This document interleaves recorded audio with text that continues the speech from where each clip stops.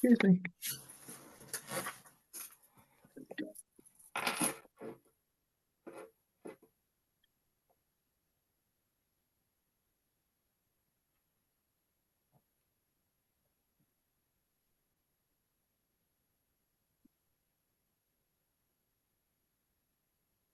It hasn't started yet.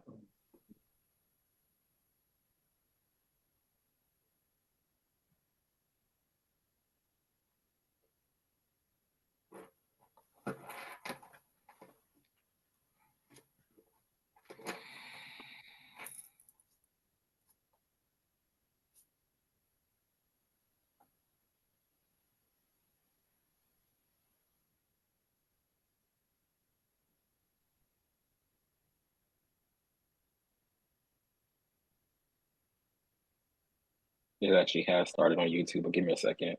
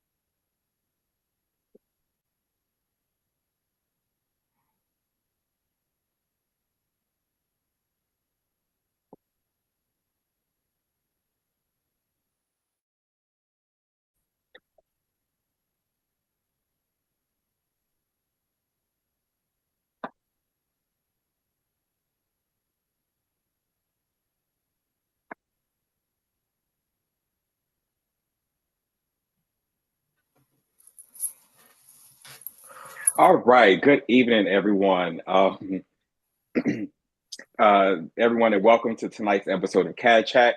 I'm your host, Sherman Hardy, and I am honored to be here with my co-hosts, Derek Holmesley, Donna Goodman, LaVon Reedy Thomas, and Tanya Wakefield. And tonight we will be discussing the special election, breakdown of the Prince George's County Public School budget, and later I'll give you some information, a peek inside of the Office of um, Information and Technology. Levon is going to bring you some of the open mics, and I'll go ahead and toss it over to her. Levon. All right, thanks. Hey, everybody. First on the list of open mic topics is a shout out to our nonprofit leaders, nonprofit organizations. We know that government and the nonprofit sector are intertwined and work really diligently to get together to provide services and resources and goods to you, the public. And in light of everything that is happening across the country with the federal government and then here locally, we just want to encourage you and to tell you to keep your chin up, keep focusing on your purpose, wherever you may need to realign yourself and your work. We hope that you will take the time to do that. And to our viewers, if you got an extra dollar or two, please decide that you're going to share with a nonprofit organization. I believe Giving Tuesday is coming at some point. I didn't think about looking it up right now. It just hit me. But anyway, you can start giving every Tuesday if you can, for those of you who are able. And so just wanted to encourage you. Number two, yesterday, or starting at 12:01 or 11:59 Monday night, I don't remember which one, but all day, 24 hours, Angela Rye and Joy Reid coordinated an online media blitz, and it featured journalists, it featured politicians, activists, resource people, subject matter experts, and it was amazing. I was able to catch a few hours off and on throughout the day yesterday. If you have not seen it, please go to YouTube or just search State of the People, and you will see where they have excerpts from the day, or I think I saw one post where you can actually look at most of the day. And I mean, it was a who's who in Black socialist, social justice and education and housing. I mean, every expert, the faith community was present. It was just dynamite to watch. And they did that in order to have a different conversation from the one that they anticipated 45, 47 having. And so also, my husband's been getting into Roland Martin, and he is taken with Roland, and Roland had a discussion yesterday as well, State of the Union. So we read the comments on Facebook. We are interacting with you all on Facebook, and some of you have made comments about things are bigger than just what's happening in Prince George's County. And we know that. But here at Citizens for Accountability and Governance, who you see is who you get. And we only have a certain reach. And so as part of our mission to encourage advocacy from your kitchen table to Capitol Hill, we're going to be telling you about some of the other avenues by which you can become informed and educated, because we need that, right? And so there are other folks with podcasts. You have Native Land Podcast is one of my favorites. It has a kind of a similar vibe. And so, you know, there are a lot of resources out there. You just have to take time to look for them. They're not Prince George's County focused, but we're going to be trying to share those as well. And then the last item is there's a national call to action at 9 p.m. tonight with the DNC chair, Ken Martin, and they're calling him the House opposition leader, Hakeem Jeffries. And so if you search for that, you should be able to find the link on it. It's a virtual event. It's going to be on YouTube, so you should be able to find it. It's National Update and Call to Action, a virtual event, and it starts at 9 p.m. There is no registration, so you just go to YouTube and it'll be there. But you got to search for it. So again, National Update and Call to Action. So, you know, there was a lot going on last night in response to 45, 47. I didn't watch any of it. A moment to acknowledge the loss of the representative from Texas, Mr. Turner, who passed away this morning. He attended the address last night, and about 9 o'clock or so, there was a report of his passing. You know, no details, but, you know, definitely condolences to the congressional community and all of those who know him and engage with him. He was only sworn in January. He took Representative Lee's seat. So, yeah. A lot going on, y'all. You got to take care of yourselves. Can't be stressing out over the crazy. And I want to say one last thing. I've heard from time to time people saying we've been here before. We've made it through this before. No, we have not. I ain't been through this before. This is something so different, even as a people.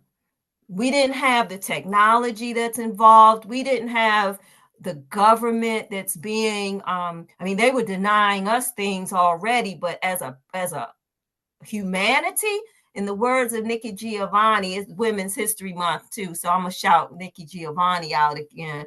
But she's like, you know, we need to stop saying, you know, that we are Americans or whatever. She said we are earthlings.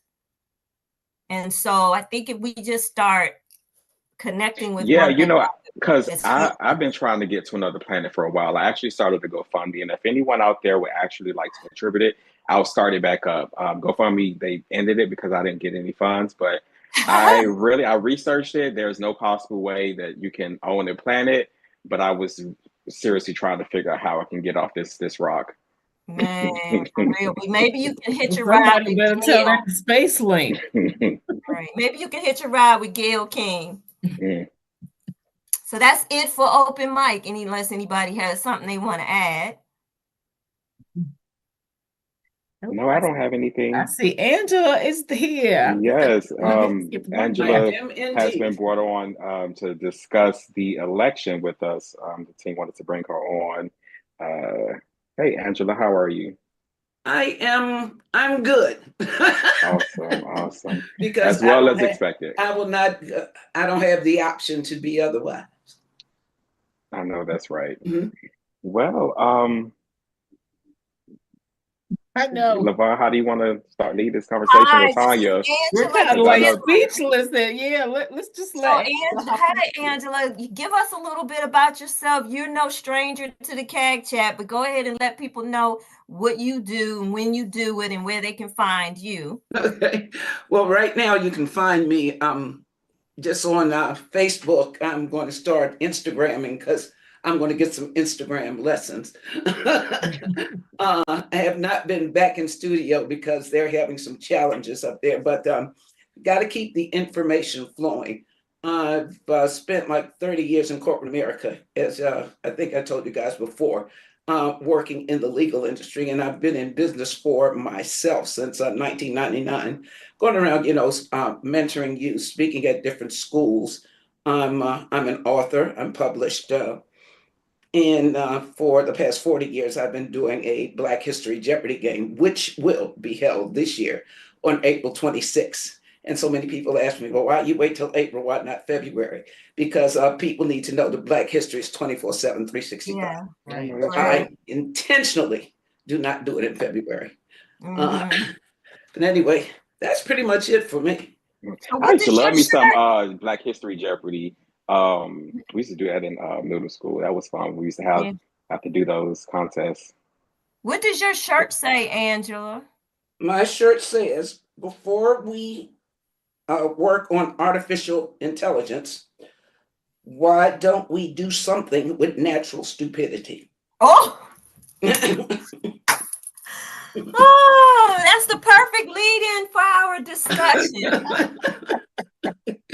Yeah, because I was when I got the text from Sherman, I was thinking we have got to do something to make the electorate smarter out here in Prince George's County, because of course I pulled the numbers down from yesterday's election, and of the 625,570 folks who are eligible to vote, 24,000 of them did.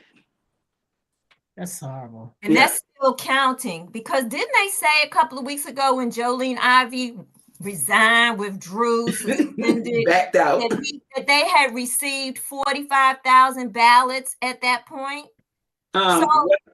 Go ahead. I'm sorry. I'm just saying that if they already had 45,000 ballots in hand 2-3 weeks ago, how are we already at a place of declaring a victor?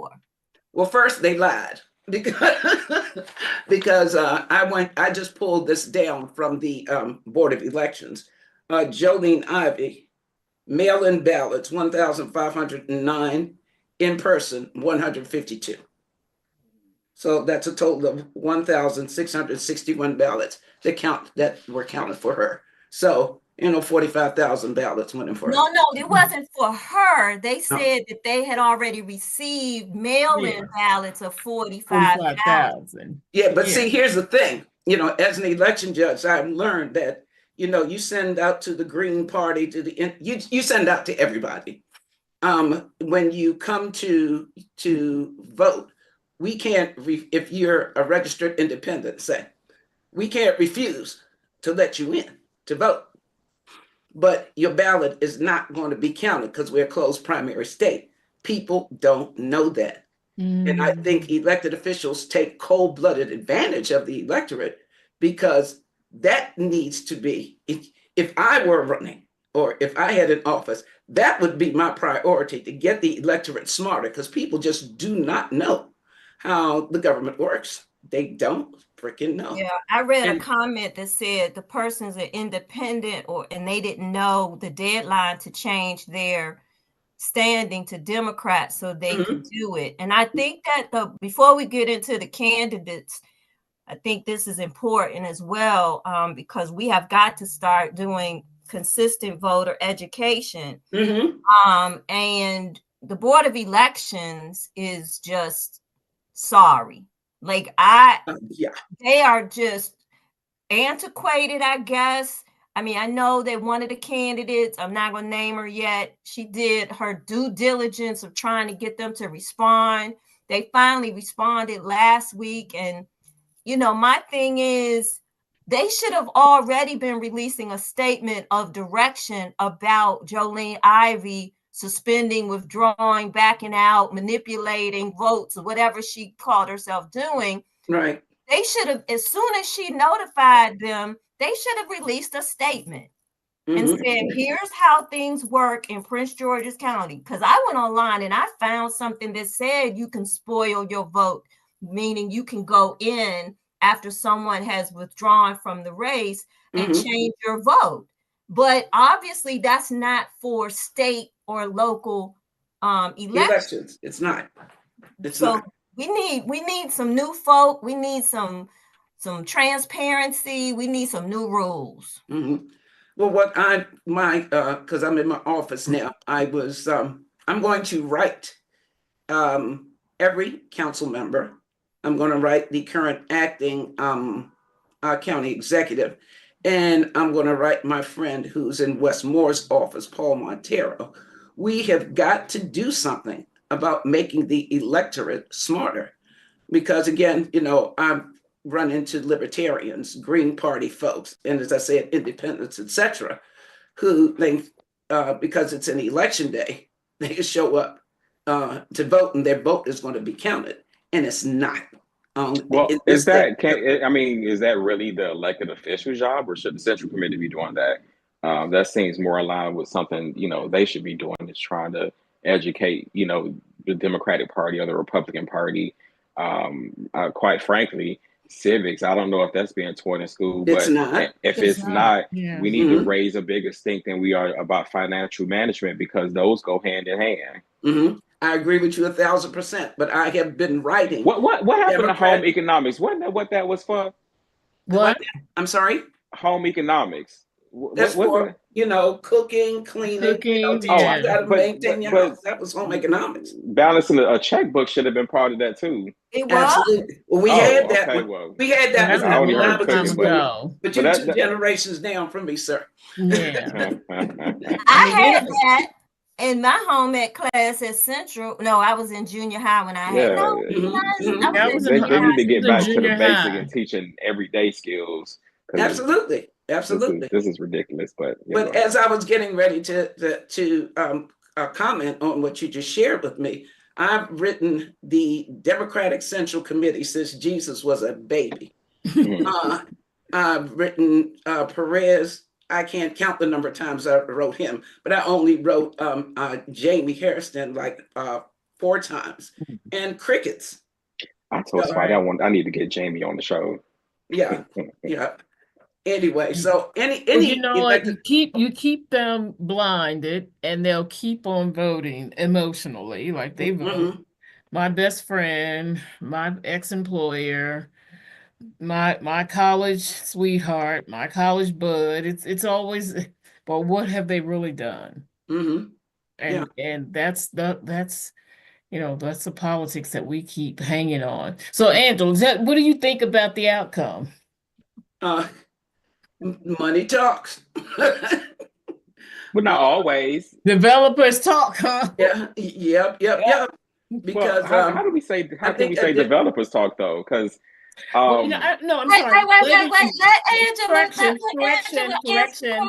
Correction. Labor unions talk, because they have replaced the developers. But the money came from, it is my understanding, Trone. Babe Boy partnered with He Sheila gave Stanford. some, but these labor unions weighed in hard Uh-huh. with those two candidates. Yeah, yep.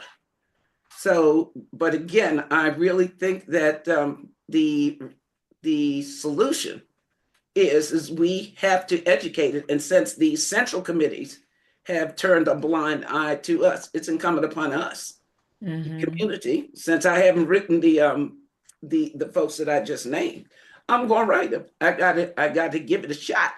And I'm going to continue to educate as best as I can from this platform. And I encourage you guys, because there's a lot that I learned from you guys. You got to keep on doing the same thing, because ain't nobody gonna save us but us. We have got to continue to just push. Ain't no Captain America. I would like to know Angela's view on the ranked choice voting of us adopting. Right, will we finish talking about the election? Okay, go ahead. Ranked choice voting. Go ahead. That's the election. Mm-hmm. Well, I know that that's a topic that we're going to talk about another time. So I think that's what LeVon's trying to get at. No, that's not what I meant. I just meant that I wanted to go down what we're supposed to actually be talking about. The race first, and then we can talk about Angela, talk about the race, but I want to know your view on that, if you don't mind. Okay, not at all. I do think I think we should move to ranked choice voting, because we can eliminate all these 300 candidates coming out for this one spot. I think ranked choice voting would be a good solution. But even before we move to that, we need to educate people on how stuff is supposed to be working. Right. That's the first thing. Civics and government, as I had often said, I don't care where you go on this planet. Every civilization has 5 tenets. It's the family, it's education, government, economics, and religion. And the thing that impacts us most is what we know the least about. We used to have it. And I would say up to the 1980s, that's when they started stripping it out of schools. I want to say during the Reagan administration. Reagan, Daddy Bush. That's when they started pulling this stuff out of school. And we got to get it back in, because government impacts us more than anything, as we are witnessing right now. Right. So what I would say is, I want to comment on the money thing. Mm-hmm. It doesn't matter how much money somebody has if the electorate isn't informed. Right? If the electorate can't pick up a mailer, and I should have picked this over here on the floor. If they picked up a mailer and said, well, what does this mean? And you're telling me what the problem is. You're not telling me how you're going to solve it. They're not looking at the person's record. And so, I've seen people say, well, I had a hard time finding unbiased information. Well, I don't know what unbiased information is. Either you have your own set of criteria for evaluating a candidate, or you don't. So whatever you're looking at is viable information. I may not know anything about a candidate, but if I read their mailer and I still got questions, then I'm going to go and seek out some more information. Exactly. I think our biggest challenge is people vote out of emotion. I heard a lot of, single issue objections, and that's fine, but is that your only leg you got to stand on to be objecting? And then and then in comparison, what do you have? Right. I believe you support who you want and vote for who you please. And how you feel about your vote.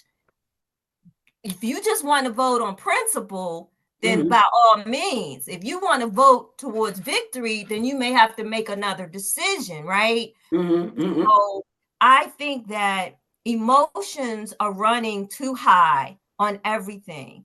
And I feel like we have been put back, just like all of the necessities of life skills have been taken out of schools. I Right. feel like we have been sensitive, what's the word? We have been become too Censored? sensitive Oh, sensitive. to our emotional needs, right? Mm-hmm. Too many people are, I don't like that person. Do you know that person? Right. I don't care. I ain't having dinner with these people. I just want to know what they bring to the table, right?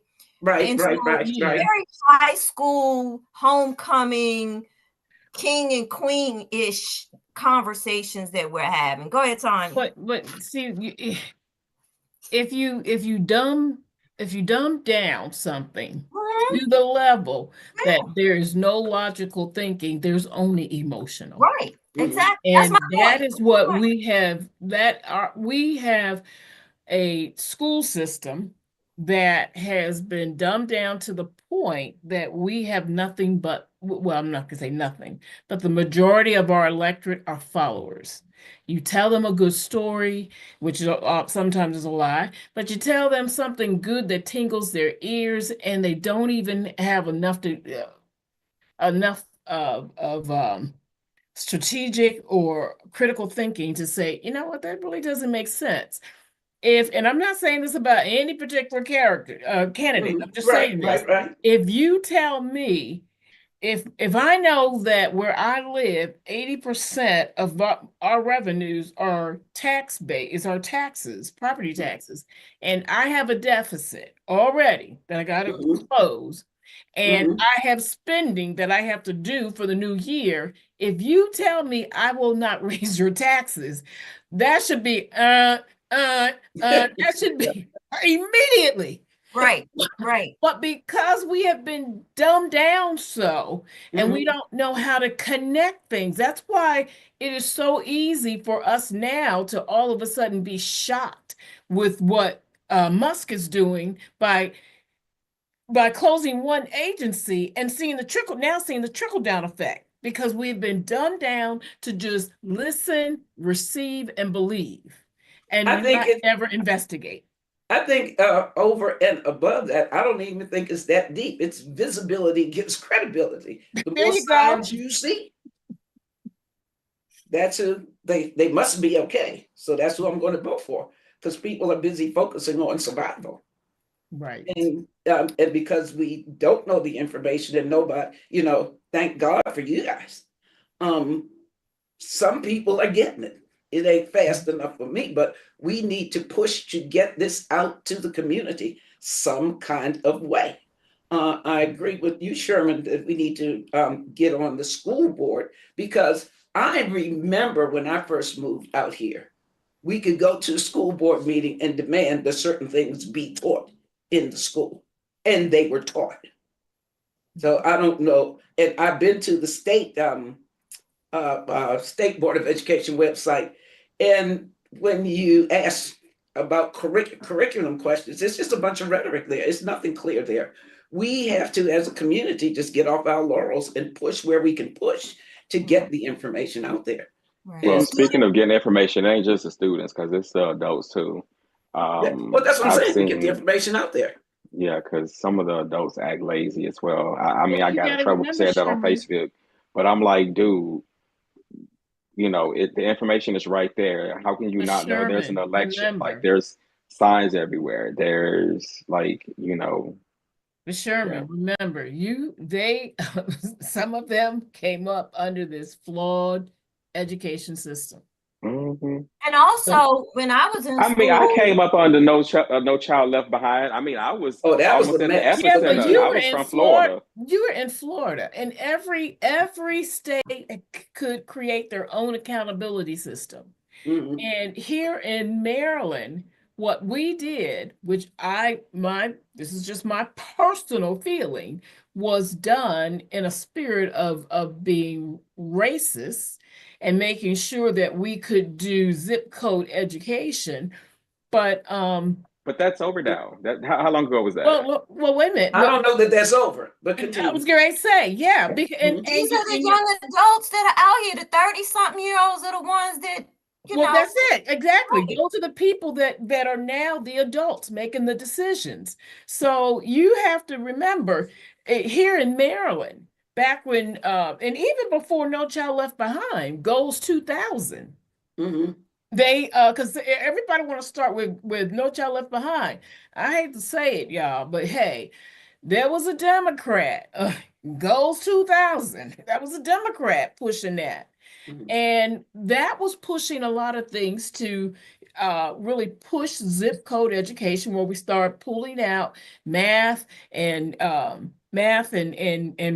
reading and rote reading, not even reading based on phonics, was the big focus. And a lot of people didn't understand it because they heard their kids reading and they thought, well, they're reading the words so they comprehend. Well, they didn't even know that at the state level, they took the language arts part out, which was the phonics, which taught the comprehension and the fluency. All of that was taken out of the curriculum, and parents didn't understand. They were just getting, basically, I called it see and say reading for their kids. And then when you start teaching new math and other concepts, parents can't help the kids. So because they can't read. Right. So there's a disconnect right there, but I had a thought now. Well, let me say this real quick. And there was and I'm not going to give out his name because I don't want nobody to go and start throwing rocks at his house if he's still alive. There was a gentleman at the state level, and he saw that I was a very involved parent, and he pretty much took me under his wing, and he taught me to understand this data, the so-called, all this great data that was going up to the states, and really how the numbers were being manipulated to hide failing. And he really taught me, one of the big things he taught me was, he said, every year, our state sends up all of their test scores, and then they tell us to look at how the scores have increased for a grade. But he said, Tanya, the fourth grader is no longer in the fourth grade.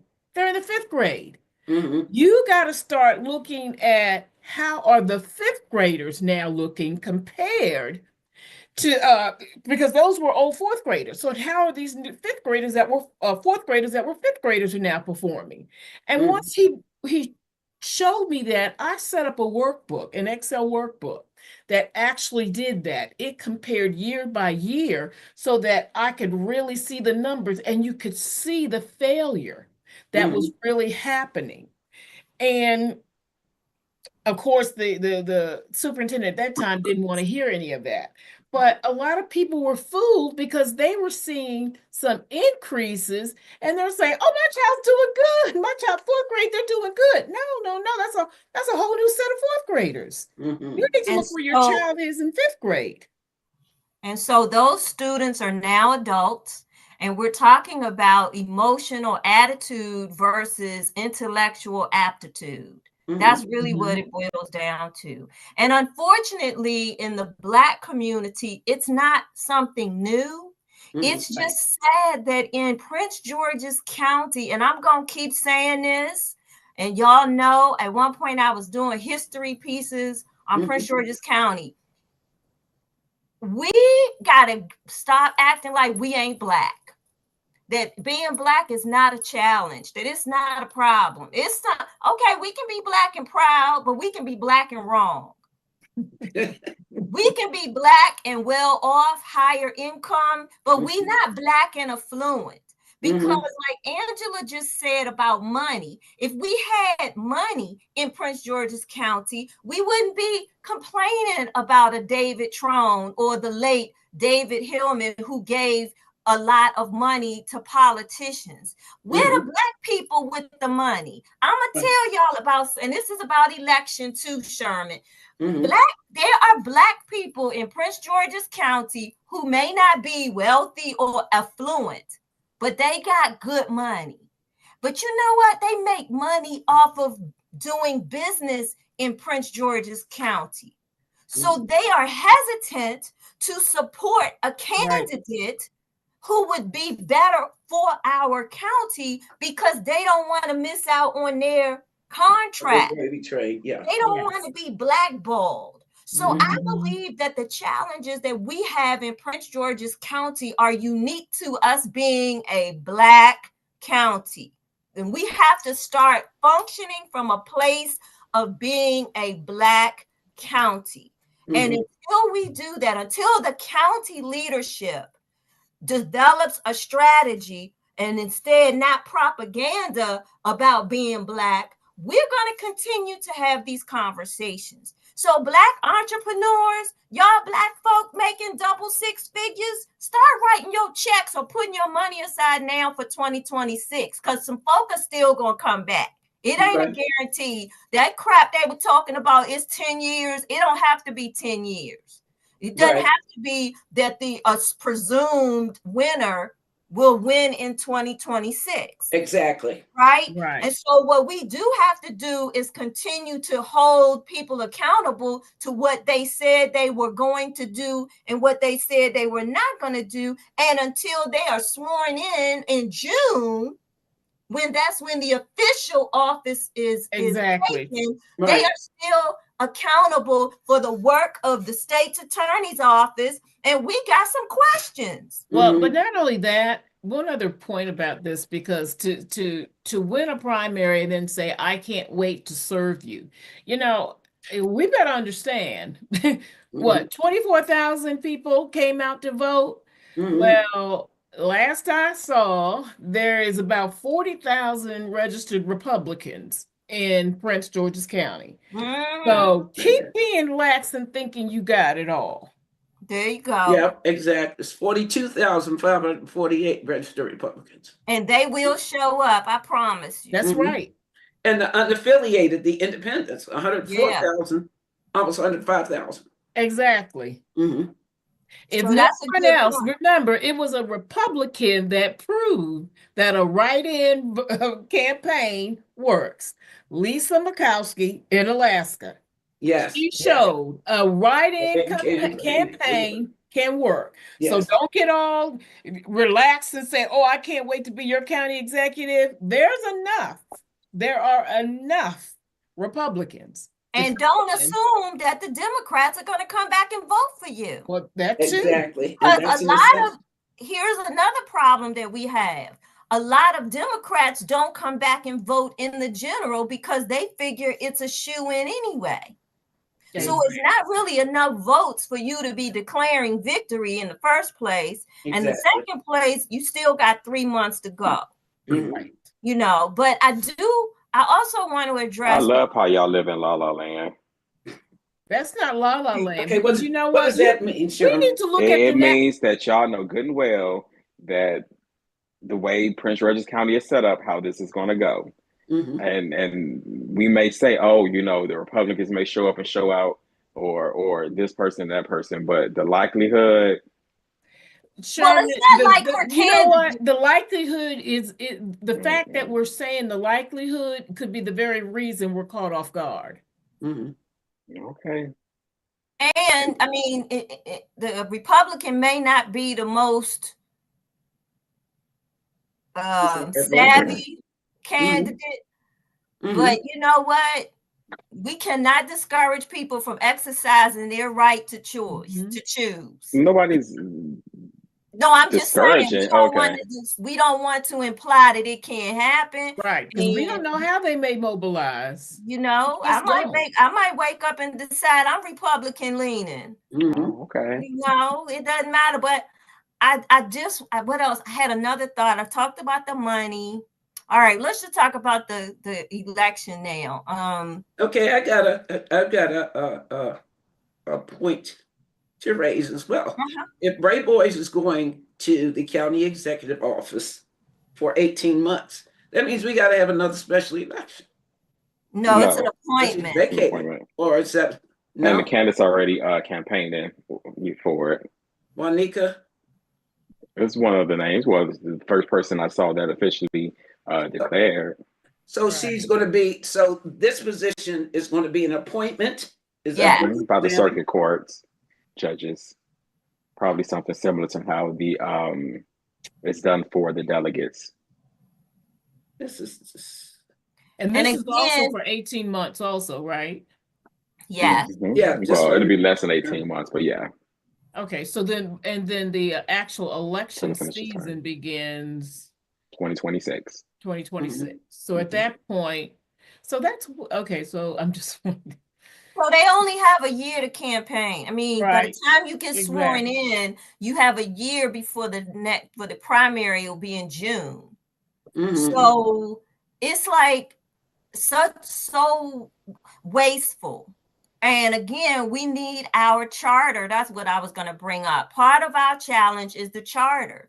The charter needs to address what happens if you sitting in a seat and you want to run for office. Like, you should have to resign that seat. It does address that you got to have a special election within a year of, or, I mean, within 2 years of being in office. And if it's beyond that 3 years, you then can do an appointment. That's not enough. Yeah. These greedy folks that want power positions, they need to be told to resign from their seat so that you can have one big special election, their seat and the next seat, or just take your And all the rest chances of and them. run the next time.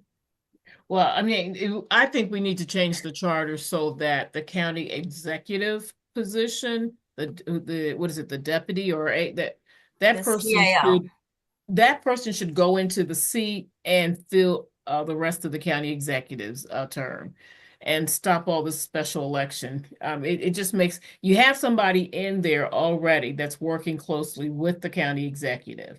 They already have the relationship with the people. So it doesn't make sense to cause that type of disruption, bringing someone else in that can bring in their own staff, their own, it just doesn't make sense. In the I mean, short amount of time. that would be providing some stability. The problem would be the people who are crooked, who would plot to put somebody as their CAO just so they could walk away, and that person would become county executive. I mean, I just don't have no trust in some people. I They understand. they will scheme to do a lot of different things. So, I So mean, what- Tara is cool people. Well, have a ticket. Have the county executive run on a ticket then with that person. But we can't continue to have all these special elections. It's just, it is not sustainable. So before we talk about the candidates, any oddities in the race, anything that made you scratch your head that somebody said or did, or Absolutely. Uh-huh. Because I work out at the Kentland rec center, and that happened to be a polling place. You have folks allowing electioneering, folks bringing stuff in there, chasing people down at the door. Yeah. And I called it to the person who's supposed to be in charge of that. And she said, "Oh, I can't," because I took it and I handed it to her. She said, "Oh, I can't take that." But nobody's enforcing anything. They did it at Bladensburg. When I was when I was actually worked the election, I could shut it down. I had some control over the idiot that was in charge there. But they were allowing all kinds of stuff that should not have been happening. They were allowing it to happen. And of course, I called the Board of Elections, and they said they will look into it. But again, I really believe that the solution is, and I'm not quite sure how to do it other than forums like this, or to actually go to, the municipalities meetings and ask for a spot to, talk to folks about how elections or how government works. Well, the polling captains are supposed to manage that behavior. I know. So my thing is, why is that person a polling captain? Now, what I would recommend in this culture that we live in of get over, do whatever you want, then maybe instead of having people travel from site to site, because I ended up doing some time at the aquatic center in Brandywine, Right. and this guy came up and I, spoke to him and he said, "Oh, I'm here to do observation." He was in there all of 15, 20 minutes. So maybe what we need is people who are hired to be observers all day long, every day. Not these, no disrespect to the residents who give their time and get a stipend, Right. but actual employees of the State Board of Education State Board of Elections, who could lose their job because they let something like that go. Well, I know during the general elections they had that. But for these primaries, for these special elections, yeah, because it costs too much money. It costs too much money. Yeah. That's why, again, I still contend that some kind of way getting into these folks, these communities' faces and say, this is how this works. This is why, well, I don't like the Republican Party or the Democratic Party, so I'm registered independent. Yeah, but you live in Maryland, you need to know the difference between an open and a closed election. You need to know that. Right. And that's just some 101 stuff. That's just some basic stuff that that we could address in a town hall meeting. Right. And that could get enough people to push our legislators to make some changes. Exactly. Because we need that changed, and we also need a recall law. This, you only got to deal with them 2 years. No, they need to go. Yeah. If you screwing up, you got to go. If you throwing money away, you got to go. Exactly. If you're signing contracts that put us in almost $200 million worth of debt. Right. But you out here campaigning for somebody else who say he gonna fix it. He not gonna raise your taxes, and all of a sudden he got an economic development plan. Well, your plan should have been to get those projects moved that were sitting for 6 years, and maybe you would have had something legitimate to put on your mailers instead of. Never mind, I ain't gonna go down that road. Part. All right. Okay. Right. It's just so insulting. I'm just like, I get it, y'all. Everybody ain't your favorite. But when you can't find anything legitimate about a candidate based on what they have said or not said, then they're cut them. Right? Right. I'm telling you, the first day that they published that public list of folks who are running for office, they published all the information. I started making calls, and I actually had direct conversations with the overwhelming majority of them. So, and that's why I was able to get online and say, process of elimination. That's a fair way to do it. It's a responsible way. It's a responsive way, and agree, disagree or not, at least you had a process to stand on. Exactly. Right. You know what I'm saying? Talking about education, I remember when I first came back to Prince George's County, and I started getting involved because my kids were in the school. Right. Their husband and wife team, Harry, I forgot, Emma, Harry and Emma. I can't remember their last name. But Anderson. And was it Anderson? But Andrews.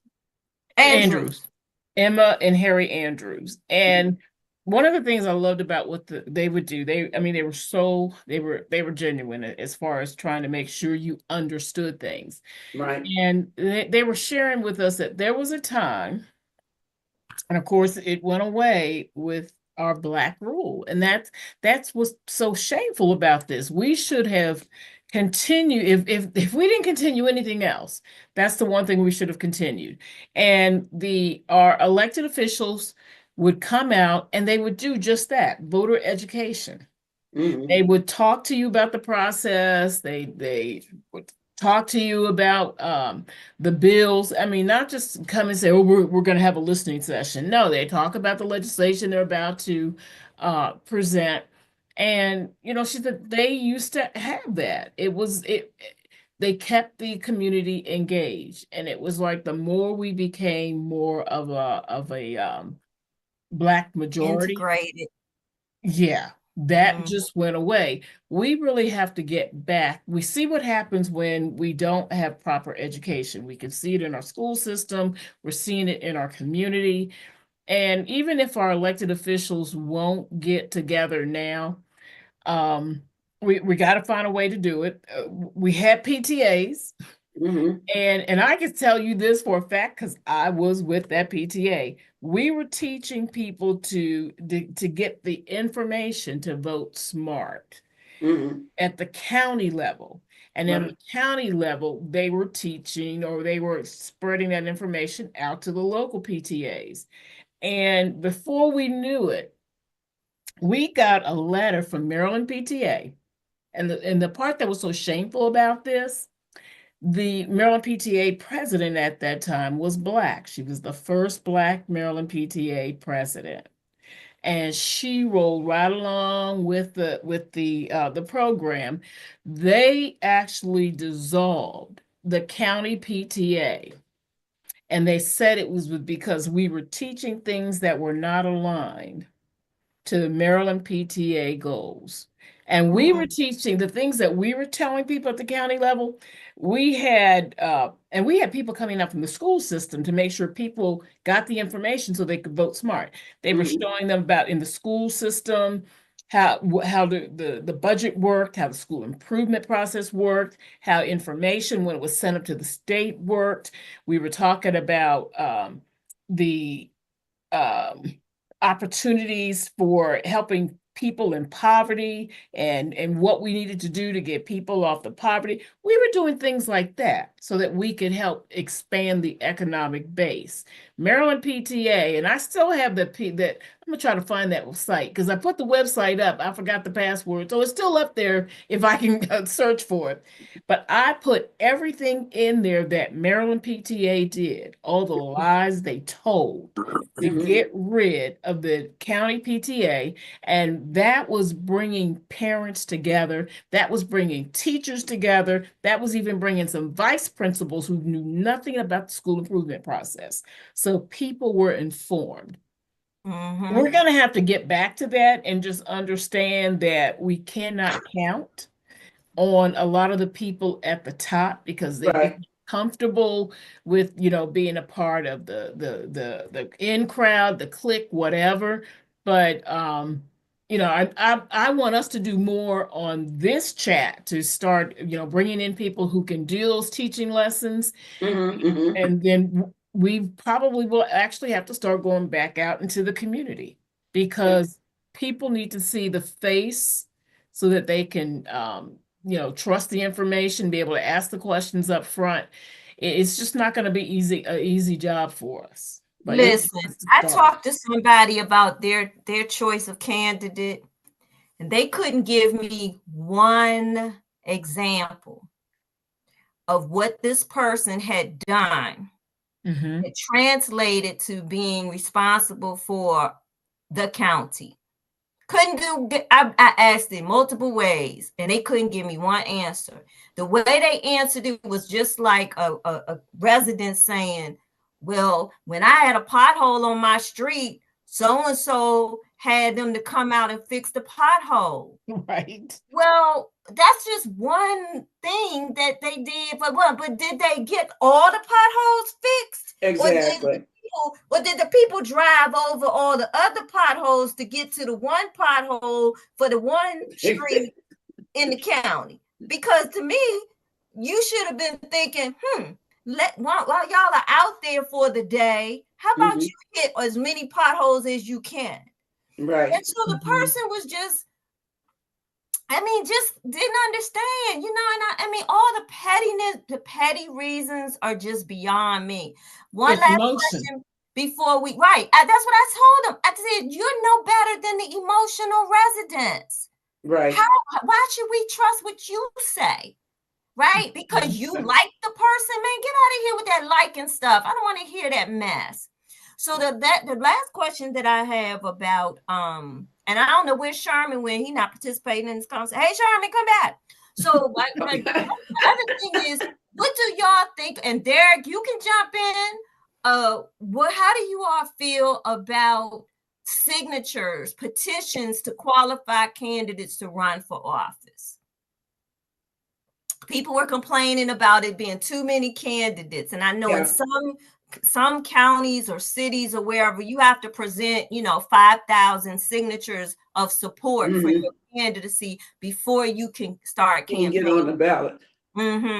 That's why I like the ranked choice voting. But and I think that's one way. Your process. Right.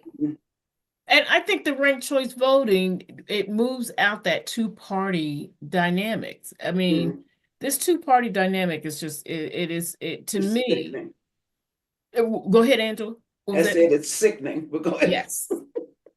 Well, I think they're two different conversations. One conversation is getting qualified candidates or candidates who have a base of support to even get into the race. The other one is to broaden the pool of candidates based on that's not based on their party affiliation, but their platform, right?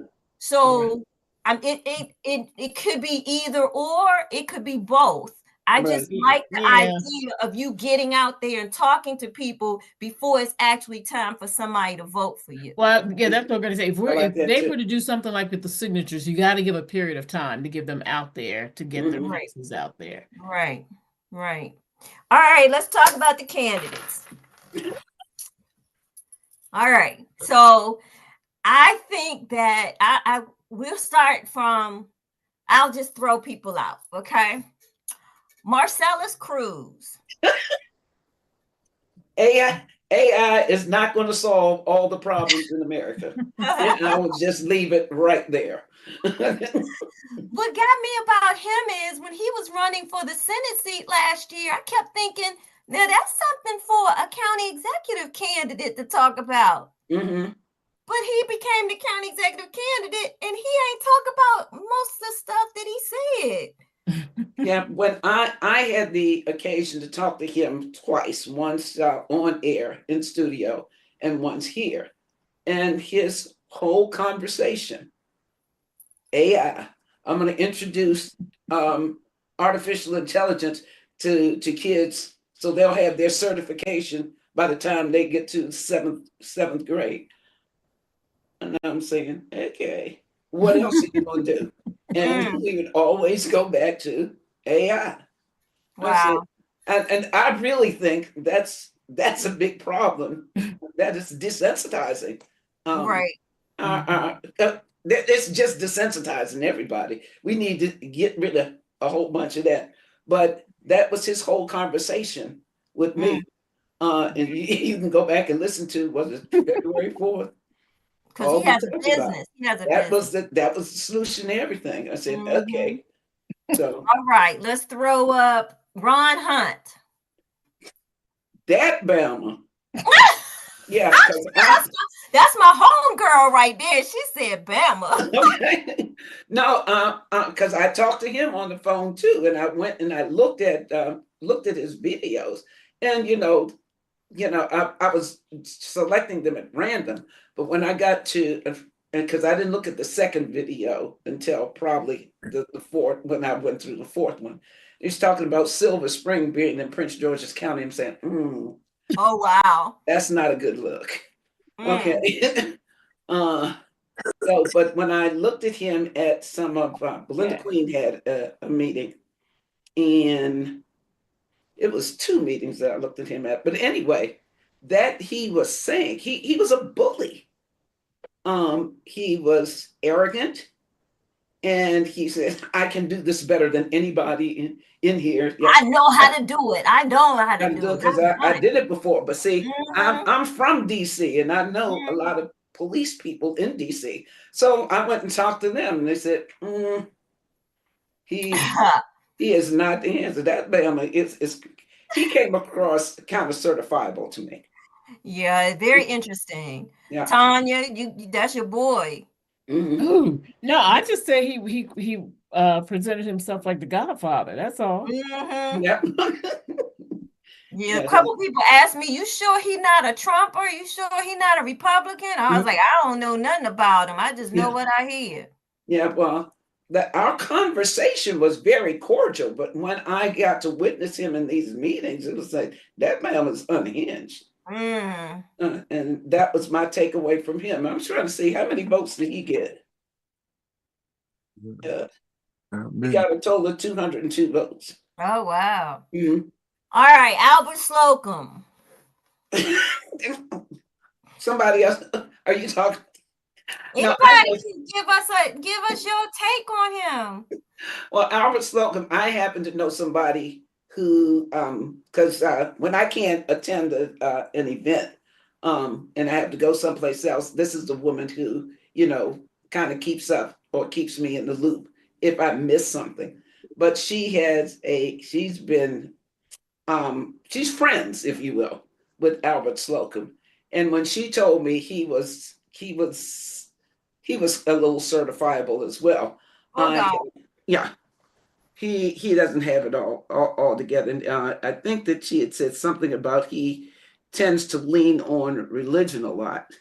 Yeah, And he mentioned his faith a couple times, and mhm. I mean, he's a well, I can't say that. That's not nice. That's a EEO or Well, sexual he harassment. ain't his boss, so he can't do EEOC. He can't do nothing about that. What? But I won't go there. But he was always cordial, and so you can't blame a brother for trying. All right, next on the thing would be Alonzo Washington. Alonzo, anybody who starts off a conversation, I was on the phone with him, probably about 30 minutes.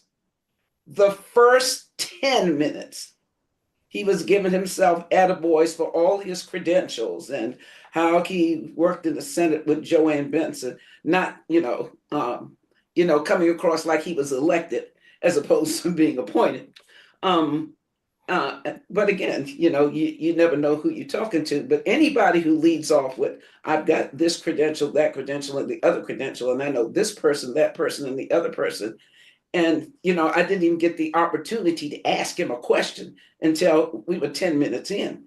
And and if I didn't stop him with, I appreciate that you have all of this education. And I'll give you your kudos for that, but all the degree shows me is that you have the ability to complete a long-term task independently. I got Right. a question for you. There you And go.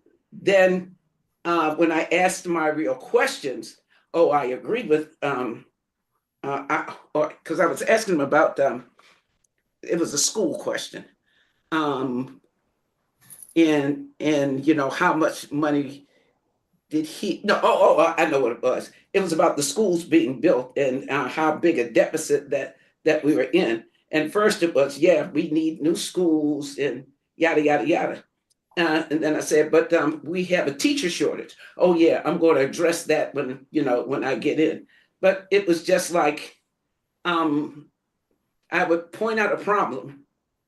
Uh, I would say where I had the problem with the problem, the school lack of teachers, and then he would come up with I'm going to solve that, and I'm just kind of saying to myself, how are you going to do that when we in the hole Right. with all this money? We don't pay teachers as it is. And I remember when that was a line item in the budget. I saw it online as a line item, and it got swallowed up or put back in the general fund. And this was under also Gross's leadership. But anyway, long story short, he was pretty underwhelming because it was like he was a kiss ass. Uh, he was trying to tell me stuff that he thought I wanted to hear, Right. as opposed to answering the question. And I just don't respect folks like that. Right. Yeah, my observation of him is the same as the council members who threw their names in, and the state's attorney. Finish the term that you were elected to serve. But he wasn't even elected. Well, I thought he did run in 2022. I mean, he ran 2024. He did run 2024. He was appointed whenever the last county, what was the last county executive race was 2022. I thought he had been appointed. I mean, I thought he had run somewhere in there. Well, anyway, I'm wrong. For delegate, he ran. He ran for delegate, right? Yeah, but then he was appointed. So I guess he ran for delegate, but he was appointed to that after 2022. He was not elected. Right. Okay. So I gave him all these elections are throwing my timeline off. But anyway, what I found problematic with him is he was trying to answer questions that did not necessarily bode with answers that aligned with the votes he's casted in the past or the decisions that they have to make now. You know, you start talking about the governor's doing this and the governor's doing that. Well, he can't get out there and be like, well, as county executive, I'm gonna do this. And he don't know what his delegation has decided on certain issues, right? So now, was he one of those folks who championed folks being compensated no matter when they were molested by whomever they were molested with? Wasn't he a champion of that legislation as well? I don't know, because I just found out about that legislation and how much it's costing us. Exactly. He probably signed off on it, I would say. I don't know. I didn't know enough about I asked him about that, and he never answered that question. He went totally to Joanne Benson and how she was his principal whenever he was in whatever grade he was in. And so that leads me to standing on your own 2 feet and your own record. That's it. Mr. Hawkins. Calvin Hawkins, I have said it before, and I will beat this drum to my grave. Calvin Hawkins is a liar. He can't do anything as simple as, set up the automatic, when somebody calls your office, because I'm one of those folks who know I got a District 5 representative, but the at-large folks represent me too, so I can call you for that. You don't pull me I'm going into the county building to do one thing, to turn in my form for this elderly tax credit when they were saying, fill it out and drop it off. You stopped me. You wanted to have a conversation with me. You said that we had to sit down and have lunch. Here's my cell phone number. Call me, set it up. I didn't call him. I texted him, and he texted me back, yeah, we're going to do this. I go to the place. You don't show up. That was that happened twice.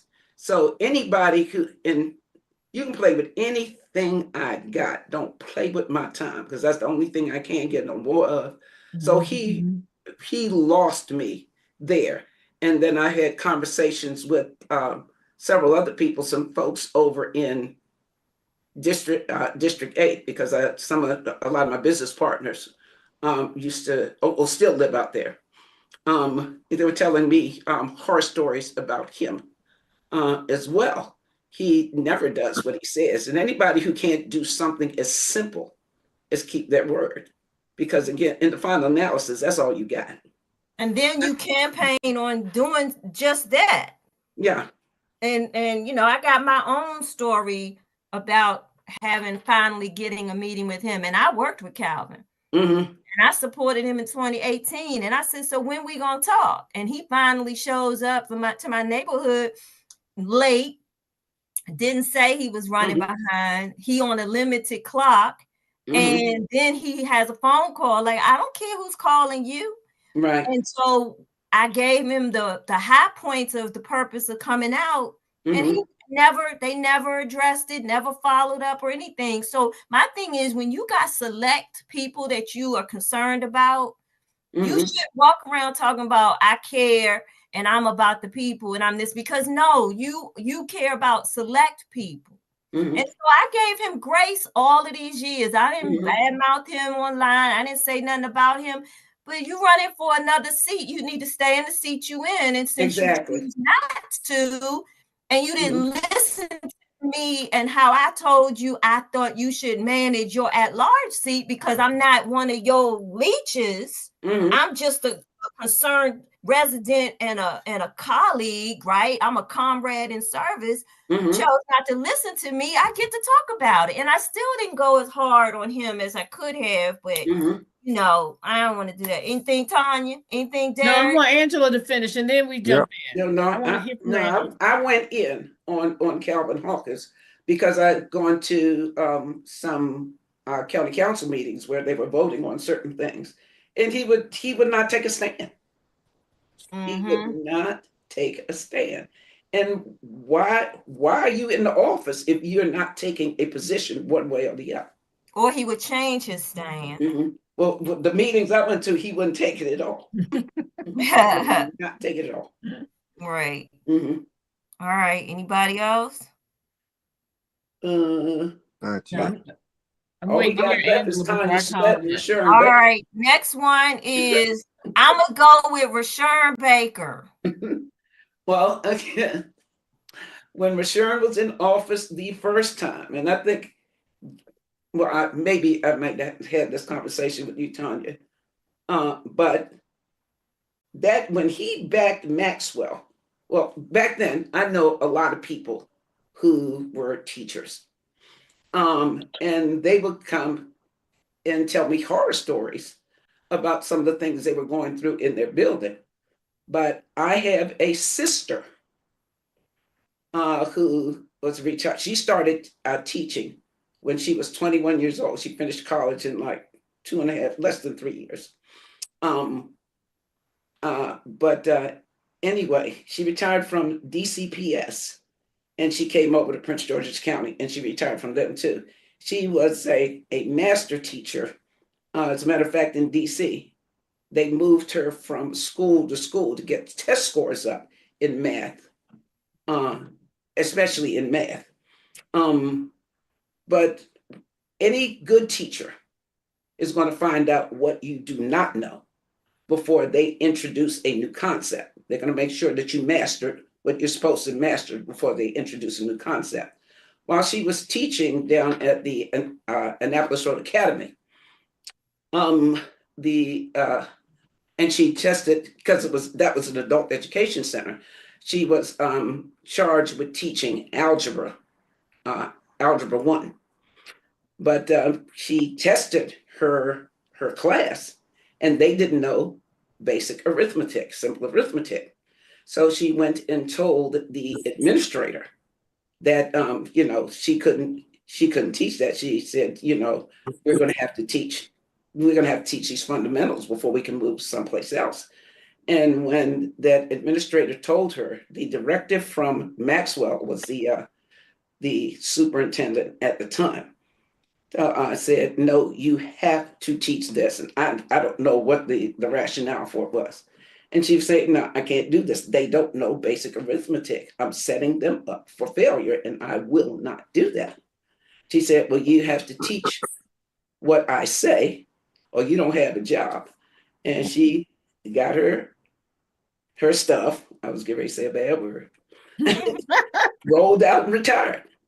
And she still enjoys teaching to this day. She still tutors children in math and science. But that was not an isolated incident. I know another teacher who she quit her job and she's teaching in Philadelphia now for that same reason. Let me see who else. I had at least a half a dozen teachers say, I'm gonna go across the line and take a counselor position or take another position, but I cannot do that. I will not set up my folks for failure. Right. So when Rashawn Baker backed Maxwell when he was going for that $1 million worth of retirement, after he did a bad job out here, after that $7 million or almost $7 million, that the Head Start program in the county lost because between Rashawn Baker and Maxwell, because it was under his leadership, you didn't investigate reports of abuse, verbal and physical abuse. So, okay, the feds are going to take that money back, and then you're going to reward that bad behavior. I had a problem with that, so I couldn't get behind him. And again, I just put the facts out there as I knew them. I didn't say, well, I kind of did say don't vote for him. I said, this is my process of elimination, because I do a little more homework than most of the people a lot of people I know don't have that kind of time, and they count on me, especially my folks in my church. I just said, this is my experience. This is why I am not voting for this candidate, and I just cited those reasons. But Rashawn Baker, that was a big one for me, because to my mind, you've taken money out of the school system that really could have helped some people. And to my mind, the children are the future. That's unforgivable to me. Well, what I'll say about it is I attached my interest to Rashawn in 2002 because he was the only legislator or politician who would address the corrupted Board of Education. And we had the appointed board. And that, to me, education was my biggest thing. That was my bailiwick. I was all about education. Me too. And so, but it's not enough for me, having worked with him as I did on education and teachers. It wasn't, I knew enough that I could not cast him aside for that, right? For me, it was bigger than just education, because I also felt like there were a lot of things that happened in the school system that were deliberately done to put a mark on him and the school system, or Maxwell, right? And when you're sitting in the seat that I was sitting in, I already got chastised for going on the radio on Kojo Namdi. It was just happenstance. God just ordained that I be on the radio. Anybody else would have had their call picked up. And I spoke out about the graduation scandal in 2017 because my daughter graduated and she had 2 diplomas, an IB and a high school diploma. So, there are things that I disagreed with in the administration. And some of them he knows that I disagree, and some of them he doesn't know yet that I disagree. But when I aligned him with all the candidates, he was the one that I felt like I could bet on to win, right? Good conscience, right? And as I said before, you can take your vote and risk it on someone who likelihood of winning is not as strong. And I've done that before too. So what I tell people about the whole education thing is, he did not do everything the way I would have wanted him to do it, or responded the way I would have advised him to respond. But he still stands 10 toes above. Is that an expression? Yeah, I think about that the grade fixing back then too. I forget I did mention that as well. There are things that he did do that his counterparts would have never done. As they used to say, supporting Rashawn is political suicide. And they still won't stand up for education, right? They still lie and cheat, and we all know the rest. And so, but I respect people who have done their work and have a position, because I got position too, right? I got position too. And so that leads us to Miss Tanya. But do we want to do Aisha first, or do we want to do Tanya next? I don't even want to talk about Aisha Brave Boy, because when she got on TV and said, I'm going to help, I'm going to go and fight Trump for you, I said, oh my God, do we need that? That blew me. It just truly did. And I know that got back to her, because that commercial aired one time. Yeah. See, this is how I know that we got to do something to get these folks out here smarter, or we gonna keep winding up with the same bullshit that we got. Excuse me, public people. I didn't mean to say that word. Yeah, that one bothered me. And also when she did the commercial that the infighting was going to stop when she became county executive. And see, people don't listen to what is not being said. The people who are infighting because they are in disagreement with the folk in charge. Exactly. Right? Or their counterparts, the people that won't agree with them. So what she basically was saying is, I'm with the rebels. And they gonna be with me. And we gonna run this county the way the MAGAs are running Capitol Hill. That's what I heard. Well, when I went to her little town hall at the In a Minute Cafe, and people were asking her some very, very pointed questions, to my mind, that she was, acknowledging, yeah, that's very important. Somebody was writing down, write that down. Yeah, we're going to address that, yada, yada, yada.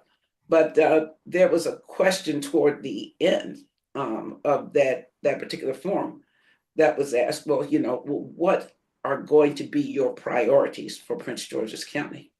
When she said picking up trash, I said, I left. Yeah, I left. See, you were supposed to have we got like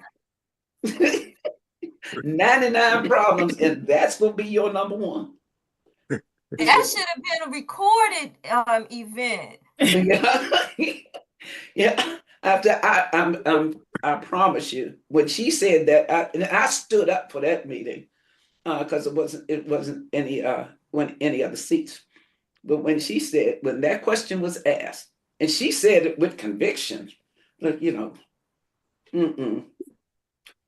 So anyway. Well, that's just like when she said at the forum at Ebenezer, when the question was asked about making the police department starting salary competitive to area departments. And she started talking about how she increased the salary of the attorneys and this, that, and the other. And she never said how she was going to increase the police salaries in the shadows of a deficit. So she never answered the question. Yeah. And that just annoys me. Like, I mean, I think the thing that got me through the whole thing is the people who don't want to criticize Angela, who supported Angela, but know that Angela created or allowed for this deficit that we have. And then you want to turn around and they tried to, I'll give people where credit is due. We were at the Collective Empowerment Group forum, and somebody submitted a question about why didn't she support Angela? And her answer was whack. She should have said because Angela left us with $180 million deficit, and it happened when she decided to run for Senate. And that's why I didn't support her. That's what she should have said. She should have stood up and put her chest up and straighten up her wig and said the truth. That's what she should have said. Instead, she said, well, my opponents, they've all had negative things to say about Miss Also Brooks, and I didn't say any of that, and I would never answer the question. Exactly. You did what you thought was in the best interest. I know I was around Aisha during the Trone election, during the race. I heard what she was saying. Right. It wasn't about Angela didn't support me, so I'm going to go against Trone. It wasn't necessarily about, well, if I go with him, I'm going to get money that I know the other people won't give me. Right. She was principled.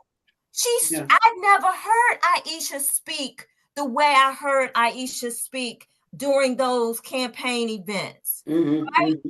If I had seen that Aisha in the county executive race, I would have been like, "Oh, girl, do your thing." But she played it safe all the time, and just I'm right here, and I'm not really gonna answer your question, and I'm not really, because I guess she was tired of taking heat for not having supported Angela. Girl, And yeah. she didn't want to Right. offend nobody because she was waiting for some endorsements from Annapolis. So that part, I can't respect that. Either you go hard or you go home with me. I don't care. And this is what I'm gonna say about Baker. The thing I like about Baker is Baker does what he does, and he may not take ownership of it in the moment, but eventually he'll say, "All right, I messed up." But he don't tend to let other folk influence him one way or the other. And that's my concern with politicians like an Aisha. You were the front runner, girl. All you had to do was put these ninjas in check. Right. That's all she had to do. Let's hear this last one, y'all. I want to hear Angela on this last one. Well, all right, Tanya Slack. Yes, Tanya. I really think, despite because we had some personal differences, but as it related to the county, and from what I have seen her do, because again, having worked with lawyers do not come cheap. And the fact that she got that group of senior citizens and fought for them and didn't charge them a dime, that spoke volumes to me. When folks called out for her help at weekend meetings and she showed up, that spoke volumes to me. That she taught me the difference between I know what a fixed contract is, but a design build contract is. If I'm a politician making decisions for the masses, I never would sign a design build, because anytime somebody changes whatever, any little piece, that's going to be more money out of your constituents' pockets. And that's how that school, them schools that she signed off on, we in the hole for 30 years on a very bad decision. That, and again, that she has federal experience as it relates to budgeting. I really thought that she was the best candidate for this next 18 months. That it really boggles my mind too, that also Brooks did not request a meeting with Harris to develop that land across from the Landover Mall land, because that stadium could have put millions of dollars into Prince George's County, instead of the football team having to sleep in Virginia and take the bus out here. If we had a hotel or development right by the stadium, that would generate so many dollars for the county. And I'm just puzzled. Well, that was the plan years ago, but a lot of things got in the way. But I've gotten to know Tanya over the last couple of years, and I have the utmost respect for her hustle, for her integrity, for her effort, like her boldness. Yes. And as I told people, you got two choices. Because again, I eliminated everybody that was already holding a seat. Yeah. You part of the problem, not the solution, right? Exactly. So you can vote for Baker, who has a proven track record, or you can vote for Tanya, who has proven experience that is applicable to the position, the work that we need done in Prince George's County. Exactly. He wasn't no snowflake candidate. Right? Exactly. And what I loved about having Tanya in the race was that Tanya kind of forced the conversation or the answers that people gave from trying to be fluffy to, well, let me at least try to sound like I know how to answer the question. She commanded respect. She did not have a cut card. You Not ask her yet. question, Exactly. she's And, going to she had a answer. plan. She had Yeah. this now I'll answer since Mhm. we've gone through all the candidates. Yeah. Because yeah, Tanya had the two best candidates, I agree with Levon, that were Mhm. in the race were Tanya and Rashawn. Mhm. And Mhm. those either one of those would have been the best choice for the county. Mhm. They both came with a plan. Everybody Yeah. else came with ideas. Mhm. No, or Or nothing. hopes. Yeah. Or hopes and dreams. Yeah. When Hopes and dreams. It was more yeah, hopes and dreams. and hopes and And dreams and don't. I agree with Levon also. It Mhm. should have been no incumbents because Yeah, they are part of the problem. Um, exactly. to say that crime was down, I got a black door handle on my car right now because That's Hyundai all don't right. even make the Mhm. air handles anymore, and I Mhm. gotta wait until they can find an entire door to Mhm. replace my door Mhm. because someone decided that they were going to break in my car while I was at the metro. Oh wow. Um, Wow. I all these bings and dings that I get on my rings, Mhm. ringtones of people, someone knocking on somebody's door, stealing somebody's Right. packages, Mhm. uh, carjacking people's car. Crime, Mhm. I'm sorry, was not down. And not that I attribute that to the state's attorney, because the crime fighters are our police. Mhm. But if we have criminals going through the judicial system and coming right back out on that door, Mhm. and it's because they're being let back out on the street, then you're attributing or Yeah. contributing to that crime. Yeah. So You're lying. That. exactly, release your record, release Mhm. your prosecution record, and let us Mhm. see how many people did you successfully prosecute Mhm. that are that didn't end up being repeat offenders and just not right back out there, 48 hours or less. But Mhm. Can we get I that from the clerk of the court? how Can we get that from the clerk of the court? well, if you're running, I think you should be proud enough to show Yeah. your record Yeah. and Yeah. not just throw words out there. So Mhm. you should have some support behind it. I Mhm. For me personally, I know I would not be able to. I mean, and first, I congratulate all the winners. You know, Not me. hey, you won, Yeah. but you would not have been my choice. That's Yeah. just plain and Mhm. simple. Um, I have two issues. One, we now have this progressive block all over our government, Mhm. and my biggest concern is that we'll be like California because we're already on the path there Yeah. with the deficit at the state, the deficit at the county. Mhm. We're on that road of just progressive failure, just like Mhm. we see with those same programs in California. And you often, one of the things I had often heard from a lot of the progressives when they were on the school board, they were always going out to California and looking at things that were happening in California. This $800 a month for 2 years is something they got from California. You Mhm. know, I've spoken to people who are in California and they say, you know what? First, we were very optimistic about these things, but now we can't afford them. They're not We've got realistic. high crime. Go ahead, Mhm. Angela. That's pie in the sky stuff. It was not realistic. Right. Mhm. You cannot take care of everybody's sorrows and everybody's pain. No. You know what? I am so happy that you have that in your heart that you don't want to see people suffer. Mhm. But we have to be more strategic in helping people become a part of our economy and Mhm. not just looking for our government to provide Mhm. or to supplement your gaps. And Right. that just cannot happen. And that is so much of the progressive message. Mhm. Giveaways, giveaways, giveaways. I call them Mhm. Robin Hood programs. They just Yeah. don't work. They Right. don't work. I looked at what the Wall Street Journal said about our budget.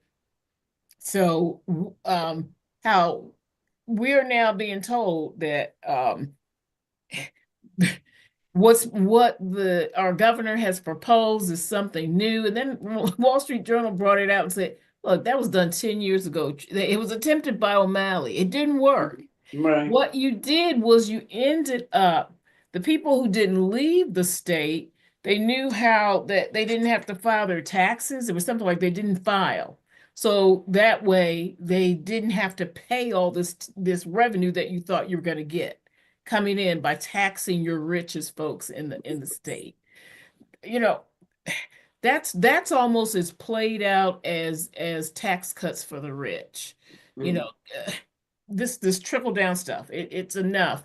We Yeah. got to figure out ways. And I'm sorry, no, I'm not a Republican. I'm a Democrat. We got to figure out ways that when people come into that government assistant does not become a lifestyle, and that is the way it is in Prince George's County. So that's one of the reasons why I couldn't vote for another progressive. Period. The other thing is we have gone to State's Attorney Brave Boy on some very simple situations that should have been taken care of. Very simple white collar crime. You know, the issue with Dr. Juanita Miller, that was cut and dry. That was just really cut and dry. But we're going to wait until almost $300,000 has to be spent to fight lies told by progressives. And then after she's exonerated, nobody talks about the lies they told. Nobody talks about the contracts they forged. Nobody talks about the impact to our economy that happened because of this. We have a school board that has all this deficit for all this money they've had to pay out to settle lawsuits created by decisions made by progressives who just have no idea how business operates. And we're seeing that on the council. So I couldn't do that. I couldn't vote for it because one, she didn't do her due diligence in stopping the corruption in the school system when she had the opportunity. And trust me, if a certain person tries to run for state's attorney, I will bring that out about them too. She did not try to fight the corruption in the school system that would have really cleaned up the system. And that's another reason why I couldn't vote for Calvin Hawkins, because he got the letter first. Well, the big thing with Brave Boy when she was running, because I think nobody's going to tell me that Victor Ramirez did not win. I just refuse to believe that. But more important than that, she'd never been in a courtroom, and I just have a hard time. Somebody who is representing this mass of people. You ain't never been in a courtroom, so how you know how to fight? Yeah, that's that, and again, that's the voter. That is the voter education. We have to stop electing state's attorneys just because Esquire is behind their name, or just because they say I have a JD. We have to stop doing that. What practical experience do they have prosecuting criminal cases? It's you go to a personal injury attorney because they're good in that. They're good in tort law. You go to them because that's what they do. You go to a contract attorney because they are good at contract law. You go to an IP attorney because they are good at intellectual property. You rarely have those mixing. So we have, again, it's voter education. We just say, oh, they're a lawyer. Exactly. Because I know growing up, I thought that, if you were a lawyer, you knew the law. But, as I grew, you have to have expertise in certain disciplines. You have to master those disciplines. Exactly. But just like you said, you ain't never been in a courtroom and you running for state's attorney. What is exactly? But if people don't know, they don't know. And sometimes you could be in the courtroom, because there was a comment on Facebook. They said, well, they have to have some courtroom experience. I said, that don't mean anything, because I have seen attorneys in their co-counsel and all they're doing is passing paper. Now, they may be excellent in doing the research, in putting the brief together. But when they get up there and try to litigate that case and go before the judge and convince, they're mush mouth. They do not know the first thing about how to articulate that case that wins. I remember I was at a law firm, and we got to go into the courthouse because that was back in the days when we took boxes of papers. And if you remember, Angela, I do. So I've had to roll some of those in. Exactly. And so you were like, you're shuffling through, they're like, oh, wait a minute, they're calling, and you're pulling exhibits out. And I remember there was this one attorney, awesome litigator. He was just flawless. And then another one got up there, and I was just like, man, can he even talk? He was horrible. So you have to be able to have that experience. But again, this gets into education. We would know that, Angela, because we've seen that. We've seen the good. You've seen some where you're like, you should go change your career right now. You could have put me up there. Hey, or remember we used to say, he got his JD on show up day. No way. So we just but again, if you don't understand that about the legal industry, you say they're attorney, so they gotta be good. It's not always like that. So, and I said all that to say this: 2 best candidates, Tanya Sweat or Sharon Baker. But for those people who did not come out and vote, I don't want to hear none y'all gotta say when you say she ain't doing right. Does she know what she's doing? I don't like what I see. You know what? You had an opportunity to vote, and you didn't do it. So your vote was cast. It was cast sitting up on the couch, whatever you decided to do, and not go down and cast a vote. So you have no opportunity. No, your room and nothing to say. Complain. You got what you wanted. You sure did. So we got 2 years, 2026. We're gonna. Does Derek have anything? See who's running. I do. Mine is short and sweet. When you apply for a job, you have to provide a resume, and you go through an interview process to sell yourself. And during that process, and selling yourself, the people who are hiring the job, they're going to look at where you're coming from or the previous job that you were in, and how that experience throughout your career or in that job pertains to you having the ability to do the current job that you are applying for. So when I'm looking at a county exec, those are the things that I'm looking at and looking for in the candidates applying for that position. And that's how I make my decision. And I really look at how effective you were in your previous position. And when you're vying for a position as astute as the county exec over a whole county, if you're already working in the county in some facet, why we the people, why can we not call you out and make you put data on the table, hard data that we can see, that we know that you achieve certain key indicators in your previous career that you could carry over into something as important as a county exec. I don't understand how people in this county play musical chairs from one position to the other position, and you have not done a good job in the previous position. So I'm gonna just leave it at that. I'm very disappointed in our election process. I'm very disappointed in our county as a whole to not do our research on the candidates that we want to lead our county. And then when they get into those positions, we holler and scream, but we didn't do any research to select the right person. And the 2 people that we spoke of, Baker and Tanya Sweat. Baker because he was in the seat before, but Tanya Sweat because of her background in the federal system and the legal system and knowing what she knows about finances. Those would have probably been the better choices for me, but it didn't happen that way. So that's my 2 cents. Okay, but now that we have what we have or whatever we have, we need to get those phone numbers in our phone and start burning up the line on day one.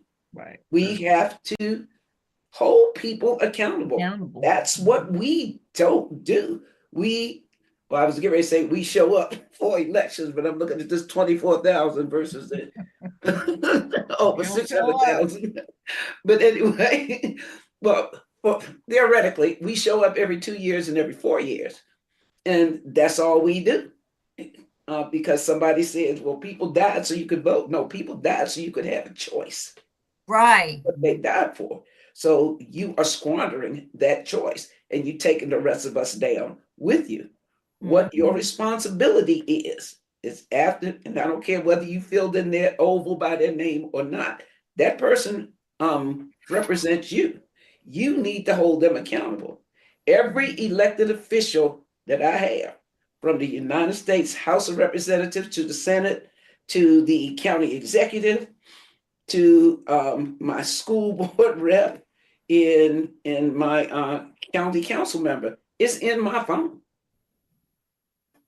It should be in your phone too. And when you see something wrong, or if you see something in your community that you want to happen, you should be on the phone.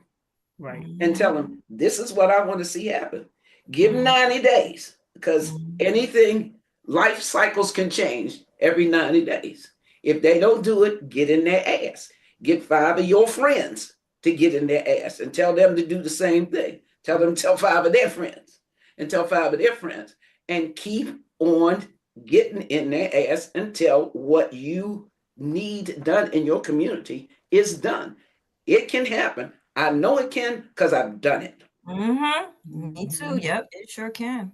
And I've done it all by myself. But why should it take so much energy and effort and stress to have to go to the extent where you got to get in somebody's ass? You were elected to do what you're supposed to do for the constituents of this county in your district, or if you're a county exec, the whole county.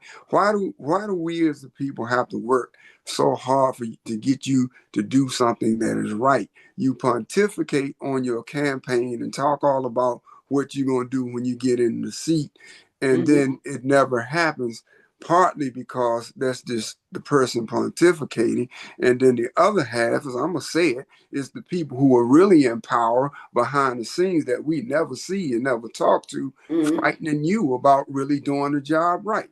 So that's my issue with politics.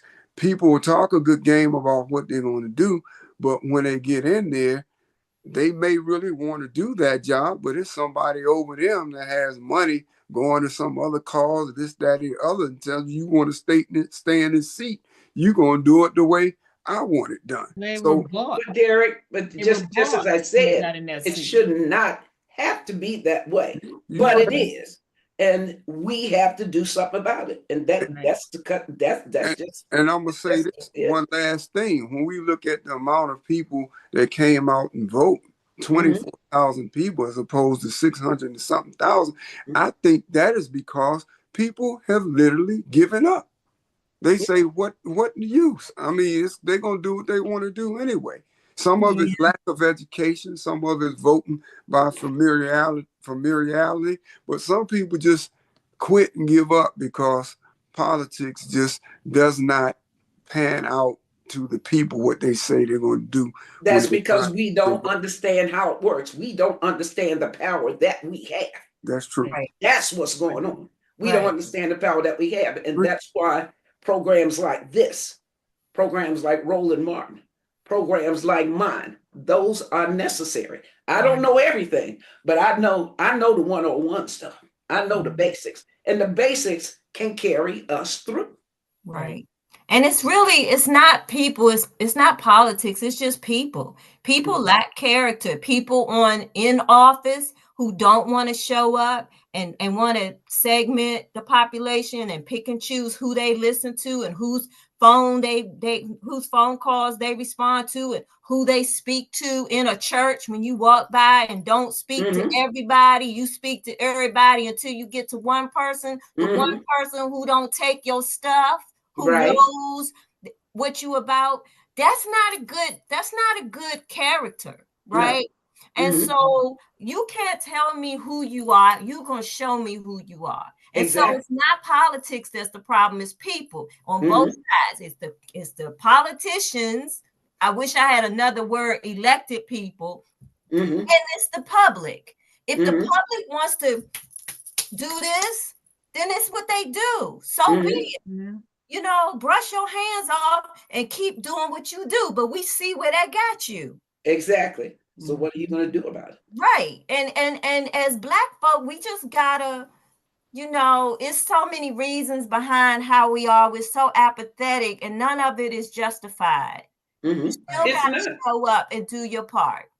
Well, just like I tell my children, you can tell your rationalize.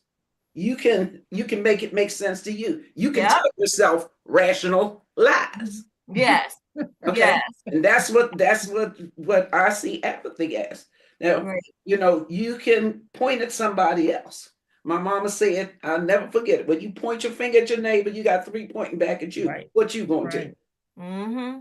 There was a governor on The View last week, I think it was. I can't I don't remember what state he was with. But Mhm. he made the comment that behind closed doors, the Republicans will tell you they don't agree with 45, 47. But in public, they carry the water because they don't want nobody to run against them. They don't want to lose their seat. And he Mhm. said, but when does the seat become, when does serving the people and doing right by the people become more important than you winning or losing a seat? Mhm. And that's my issue. I say that all the time to these people here in Prince George's County. When you gonna man up, woman up, and do what you gotta do? If you lose because you did what they said do, so be it. Mhm. Come on, I mean, really, that's just the bottom line. And then you stand up and you say to them, I know y'all mad because I did this, but I did something, Mhm. right? Exactly. And if you don't want to vote for me, i.e. Rashawn Baker, then don't vote for me. But that's not going to stop me from coming back to the table to say, Right. here's Mhm. what I see, and here's how I think I can help you do it differently. Because I don't like to say better, because Mhm. better implies that somebody else's effort not Somebody good actually did enough, something. right? So Yeah. let me do it differently. Let me figure out how I can fix the Right. state that we're in. But Right. people, they play on words. I noticed that on Facebook. They get into the comments and they want to nitpick what you said. They don't miss the whole essence of your Right. comment, of Well, your they want to bring post. it down to it's a petty argument. Right, You just right, don't like this person. No, it has right. nothing to do with that, you know. Exactly. Stop And playing word games, y'all. Get Mhm. get get some intellect. Get off the social media. Read a book. Mhm. Do a search on some information. But Exactly.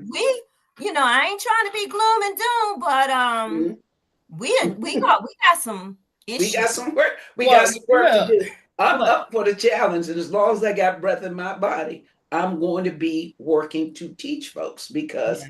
that's the only way we're going to make a We change. got to It be makes me realistic. Look, we got physically 2 billion ill. at the state. We got two Huh? billion dollars or $3 billion deficit at the state. We State got level 200 million at local this here. county. We Mm-hmm. got now if we'll talk more about those board amendments, but if what the board did to jack up the school budget passes, then Mm-hmm. we're going to have a deficit at the school level also. Mm-hmm. Yeah, look, what's that old nothing from nothing leaves nothing? Nothing Yo, from we ain't nothing, got nothing. nothing. So mhm. all of these spending programs, the mentality has to change. It It Right. has to does. And change. I really believe, well, I know because I've lived it. When we had parent volunteers in schools, we had fewer problems. That's right. And to my mind, Prince George's County, especially, because I'm cleared in Montgomery County to do the same thing as I am in Prince George's County. We don't have no problems because they let parents in, and Mhm. just the adult presence sometimes can make a kid think, well, I better not do that, or Right. yeah, Right. we don't want parents in the school out here. I don't know why. They sure don't, and we not even gonna go there. They don't want alumni in the school because I done tried Central High School. Let me just put it out there. Central High School, y'all wouldn't even have a school if it wasn't for the alumni. Okay? You know, Yeah. I think we probably need to invite the PCAP so that they can share their experience Yeah. trying to be advisors to the board and Mhm. just basically being rejected. Mhm. Right. And that's the one thing Rashawn Baker did do after I rethought about it. After Julian got, because I understand that he wanted people who had a degree on the board. He did want that, right? Yeah. Mhm. And I said, because when I was growing up in the 50s and 60s, lay people were on the board, Right. people from the community, and we got Right. stuff done. So I said, why does he want that? But then I had to rethink that after Judy But became. he also had a parent representative on the board too, and you had to have your child in the school system. But it was Mhm. less about the degree and more about your subject matter expertise. Okay. Right? So we would have a balanced perspective Mhm. of the work of developing policy and monitoring the school system. But we're not gonna go on that one. We're gonna let you go, Angela. It is almost 8 o'clock. We got a couple of more talking points. But Okay. But does Sherman have any questions before Angela goes? Sherman got his camera off and his speaker off. Okay. I'm gonna have to step off too, y'all. I've been under the weather. I have to force myself on here tonight. I go Oh, doctor myself. we'll feel better. Thank you. yes. All Yeah. right. All right, It Angela. was a pleasure. Thank you. And I We'll bring you appreciate back on. Thank you, Angela. the invite, ladies. Absolutely. Make sure Yeah. you hit share on the post. Okay. Absolutely. All I right. always do. So I'm out. How do I get out of here? Oh, there you go. All right, will do. Take care of you. Thank you. Have a good night. Good night. Sherman, you coming back to join us? All right, so that was good, y'all. We just gonna keep it moving, keep it moving, keep it moving. Well, I'm just gonna hit it fast because I'm tired tonight, y'all. I really am. Okay, well, And I got homework. Okay, we had a school budget update that you were gonna do. Yeah. Yeah. Okay. Let me I guess I can share my screen.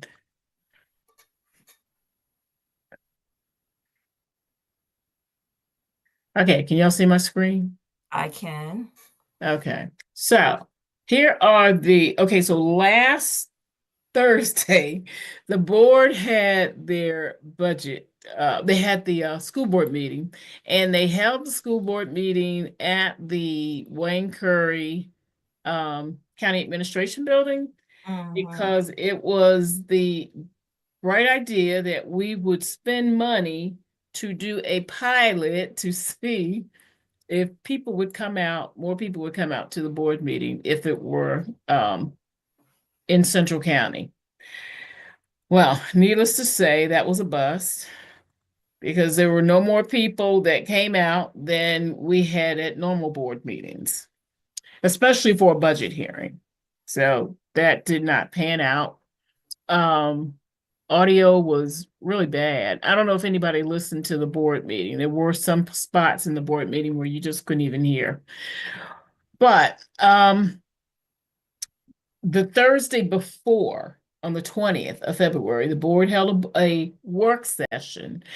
And those are some of the things that we had testified about. And well, I know I testified about. In that work session, the board, well, first of all, let me back up a little. The meeting was originally scheduled for the 13th of February. We had bad weather that day, so the meeting was rescheduled for the 20th. Now, under the Opens Meeting Act, if you're going to reschedule a meeting, that meeting has to be scheduled and it stays the way it is. I don't know whose bright idea it was, but without notice, they changed the meeting structure so that I was supposed to come on at 7 o'clock. Instead, the point where the public was supposed to come on started at 5 o'clock, 2 hours earlier. It started at 5 o'clock, and then at 6 o'clock, they were going into their budget work session. So just totally a violation of the Open Meeting Act. Then the other thing is they proceeded to have the board chair that meeting on the 20th, the work session chaired by the chair of the ABAFA committee.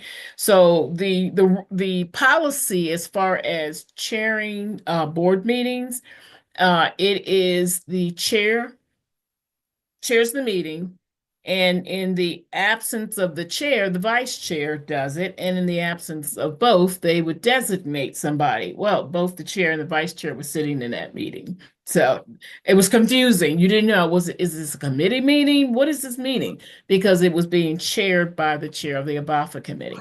But again, it was a work session. And because our school policy is when it's a work sessions, there's no voting that takes place at the work session. It's for discussion for informational purposes only so that you're notifying the public what you're about to undertake. Now, of course, there was no attorney or parliamentarian at the meeting.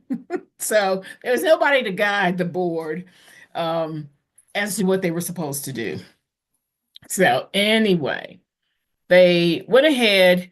This is the document that they had. Now, these items that they withdrew, they voted to withdraw these items. And again, this is the work session, so there shouldn't have been no voting taking place.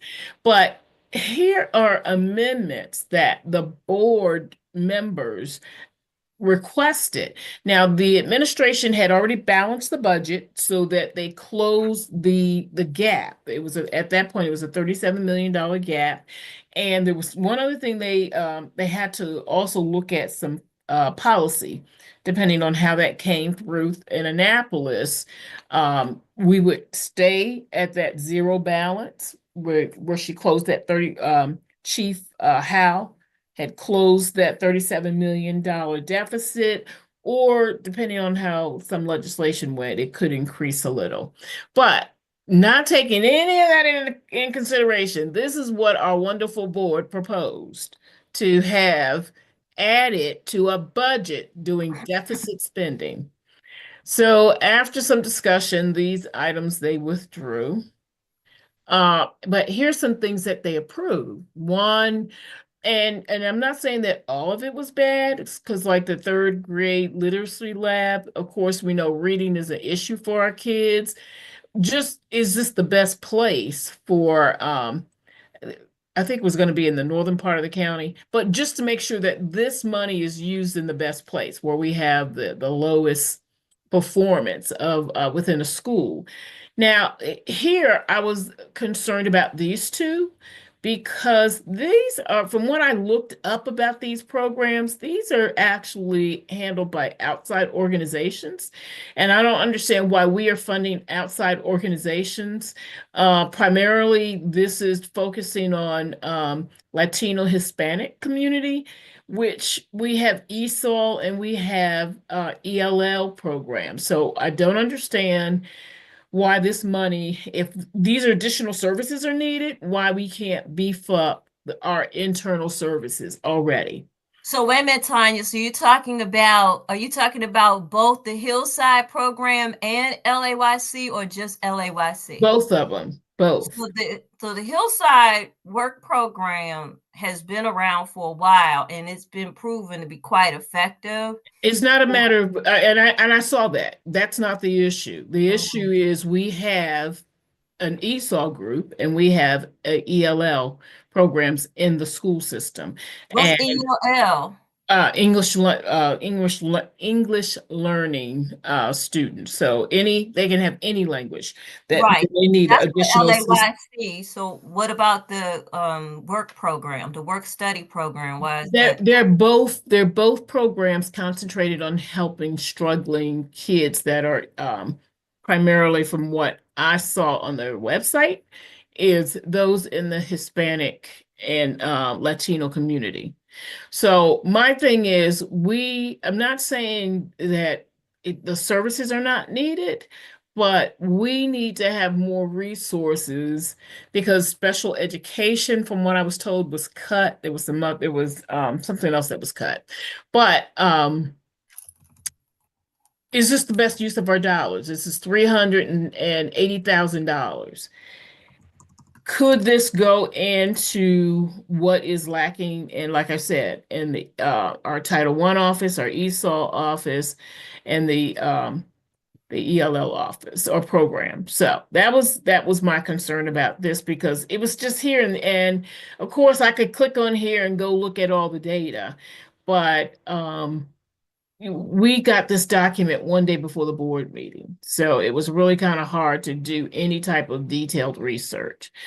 This one here, why does this board need a budget analyst at the tune of $146,000? This is a salary for one person.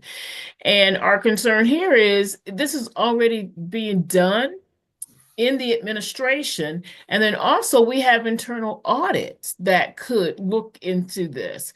So we just didn't understand, again, this is taken away from our classroom funding.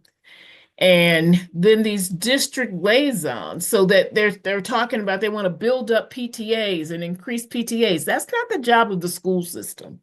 It is not the job of the board to strengthen PTAs. That's why you have PTAs and PTOs, and they have their own county level groups or state groups to help with, with capacity building there.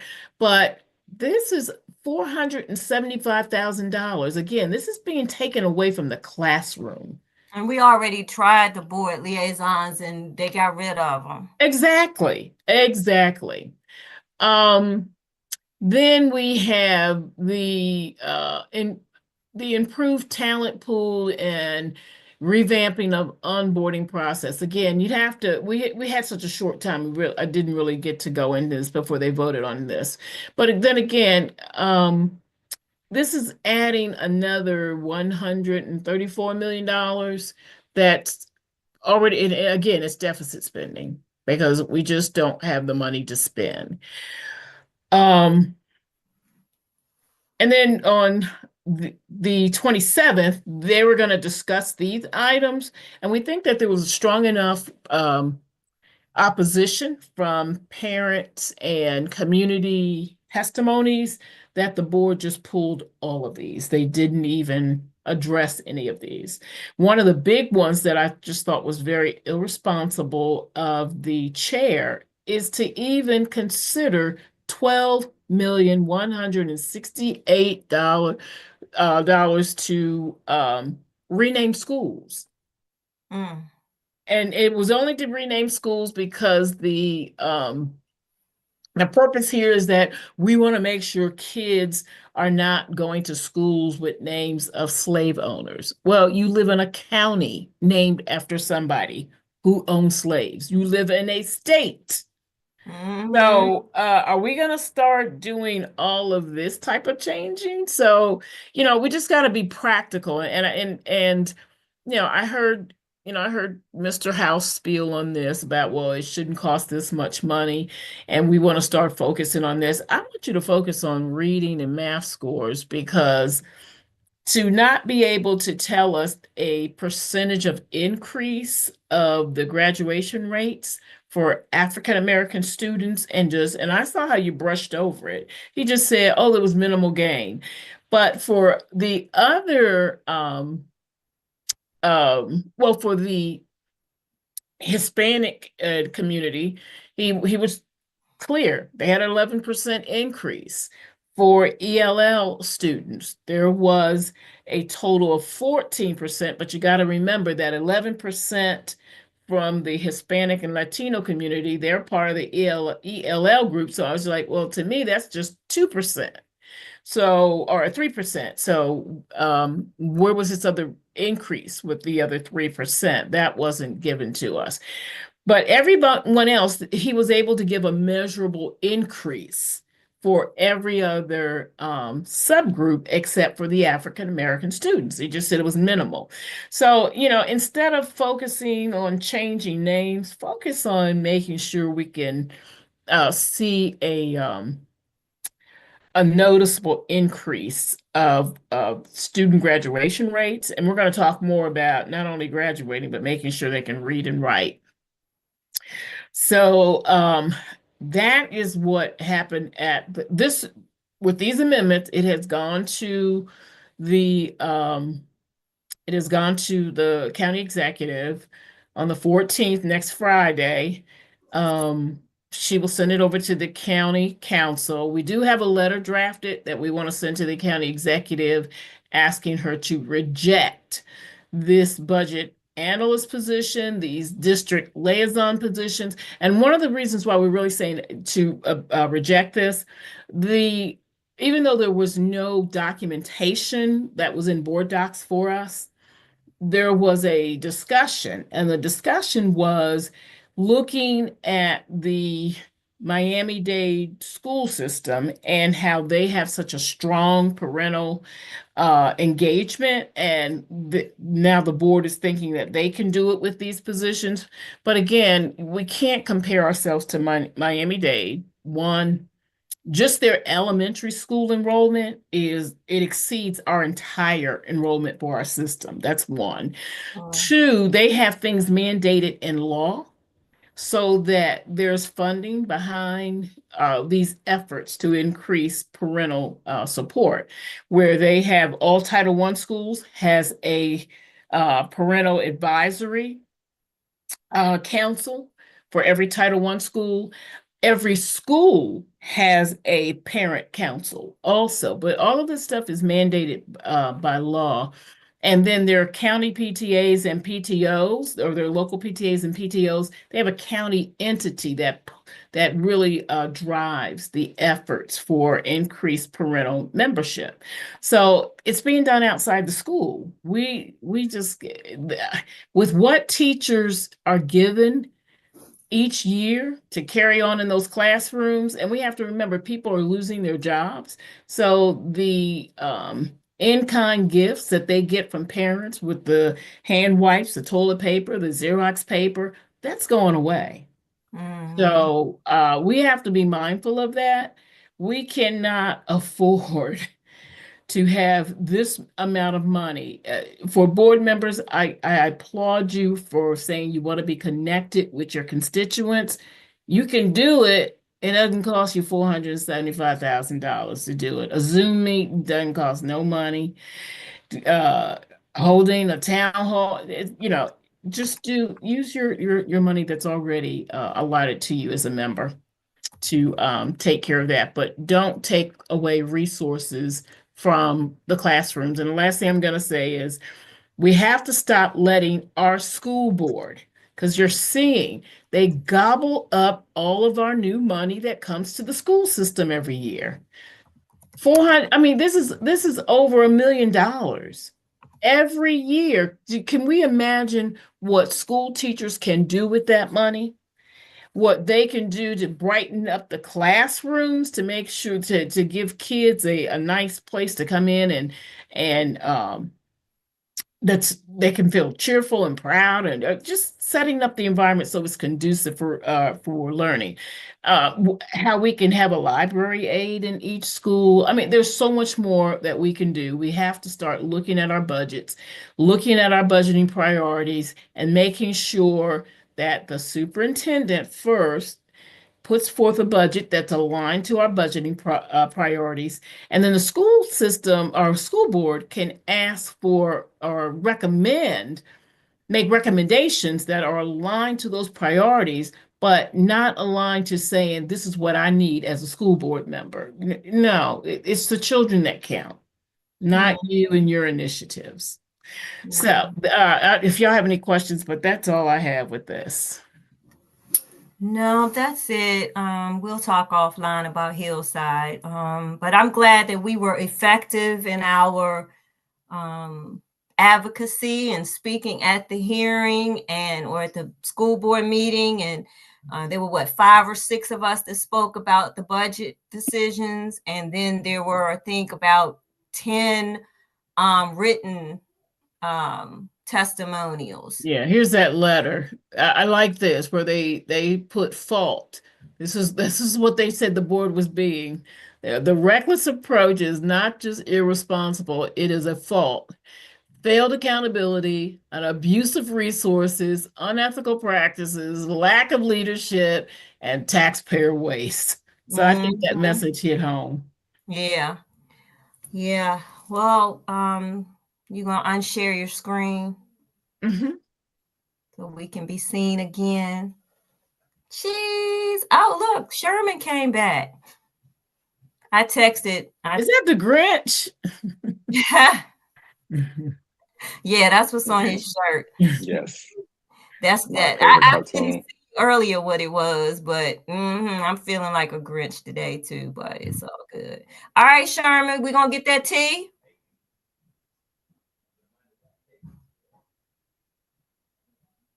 What tea? Urgent shakeup in the good evening, everybody. Thank you all for staying in touch and tuned to this. We know it's getting late, but a major leadership shakeup is underway at the Office of Information and Technology.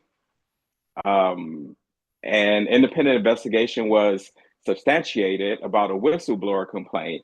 And this is something that's should be paid attention to for a variety of reasons, which I'm going to get into. So claims were made, substantiated as the whistleblower alarming claims of favoritism and retaliation by the agency's former director.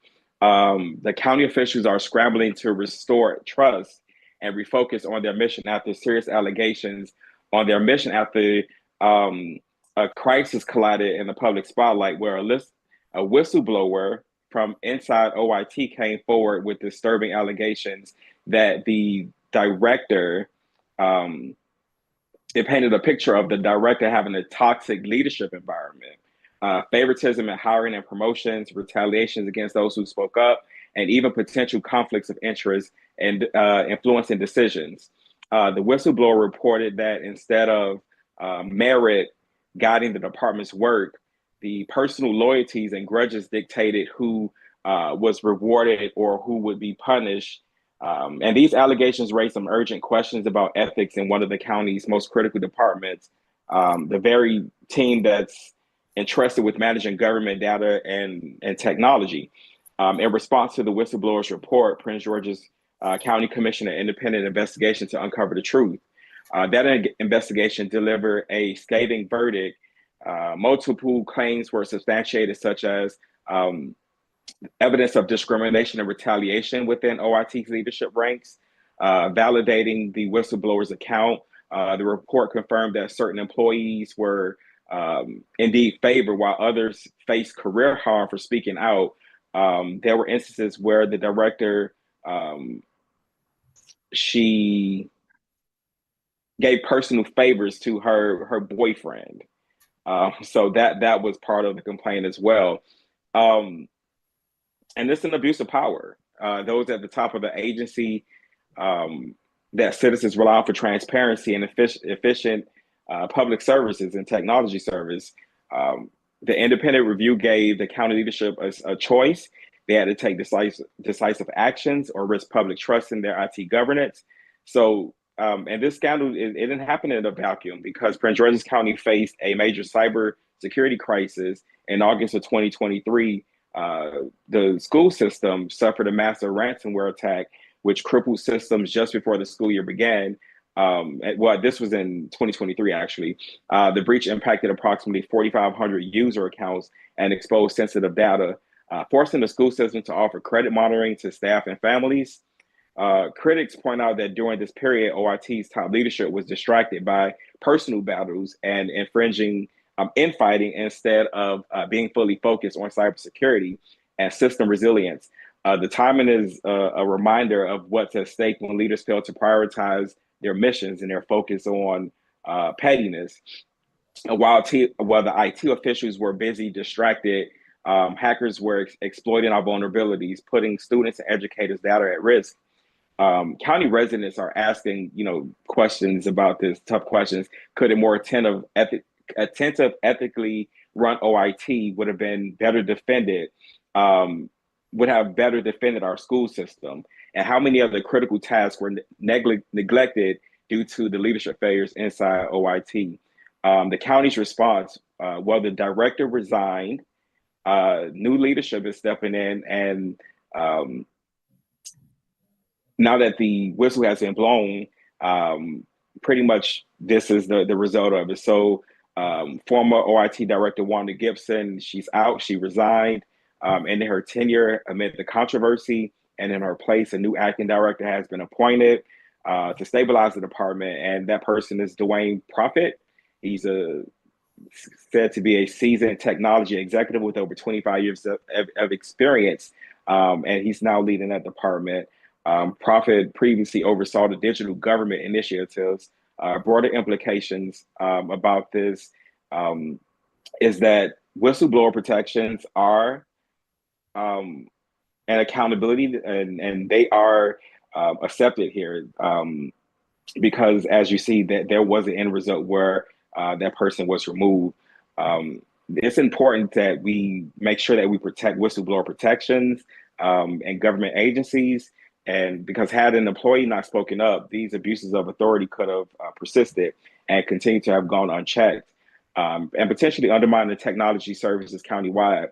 So government accountability mechanisms like independent investigations and ethic boards and things like that, we need to make sure that those are being used, and also to make sure that our services are being protected. But it is wild to think that all of this was happening while we had vulnerabilities, and even Virginia was attacked a few days ago or a couple of weeks ago.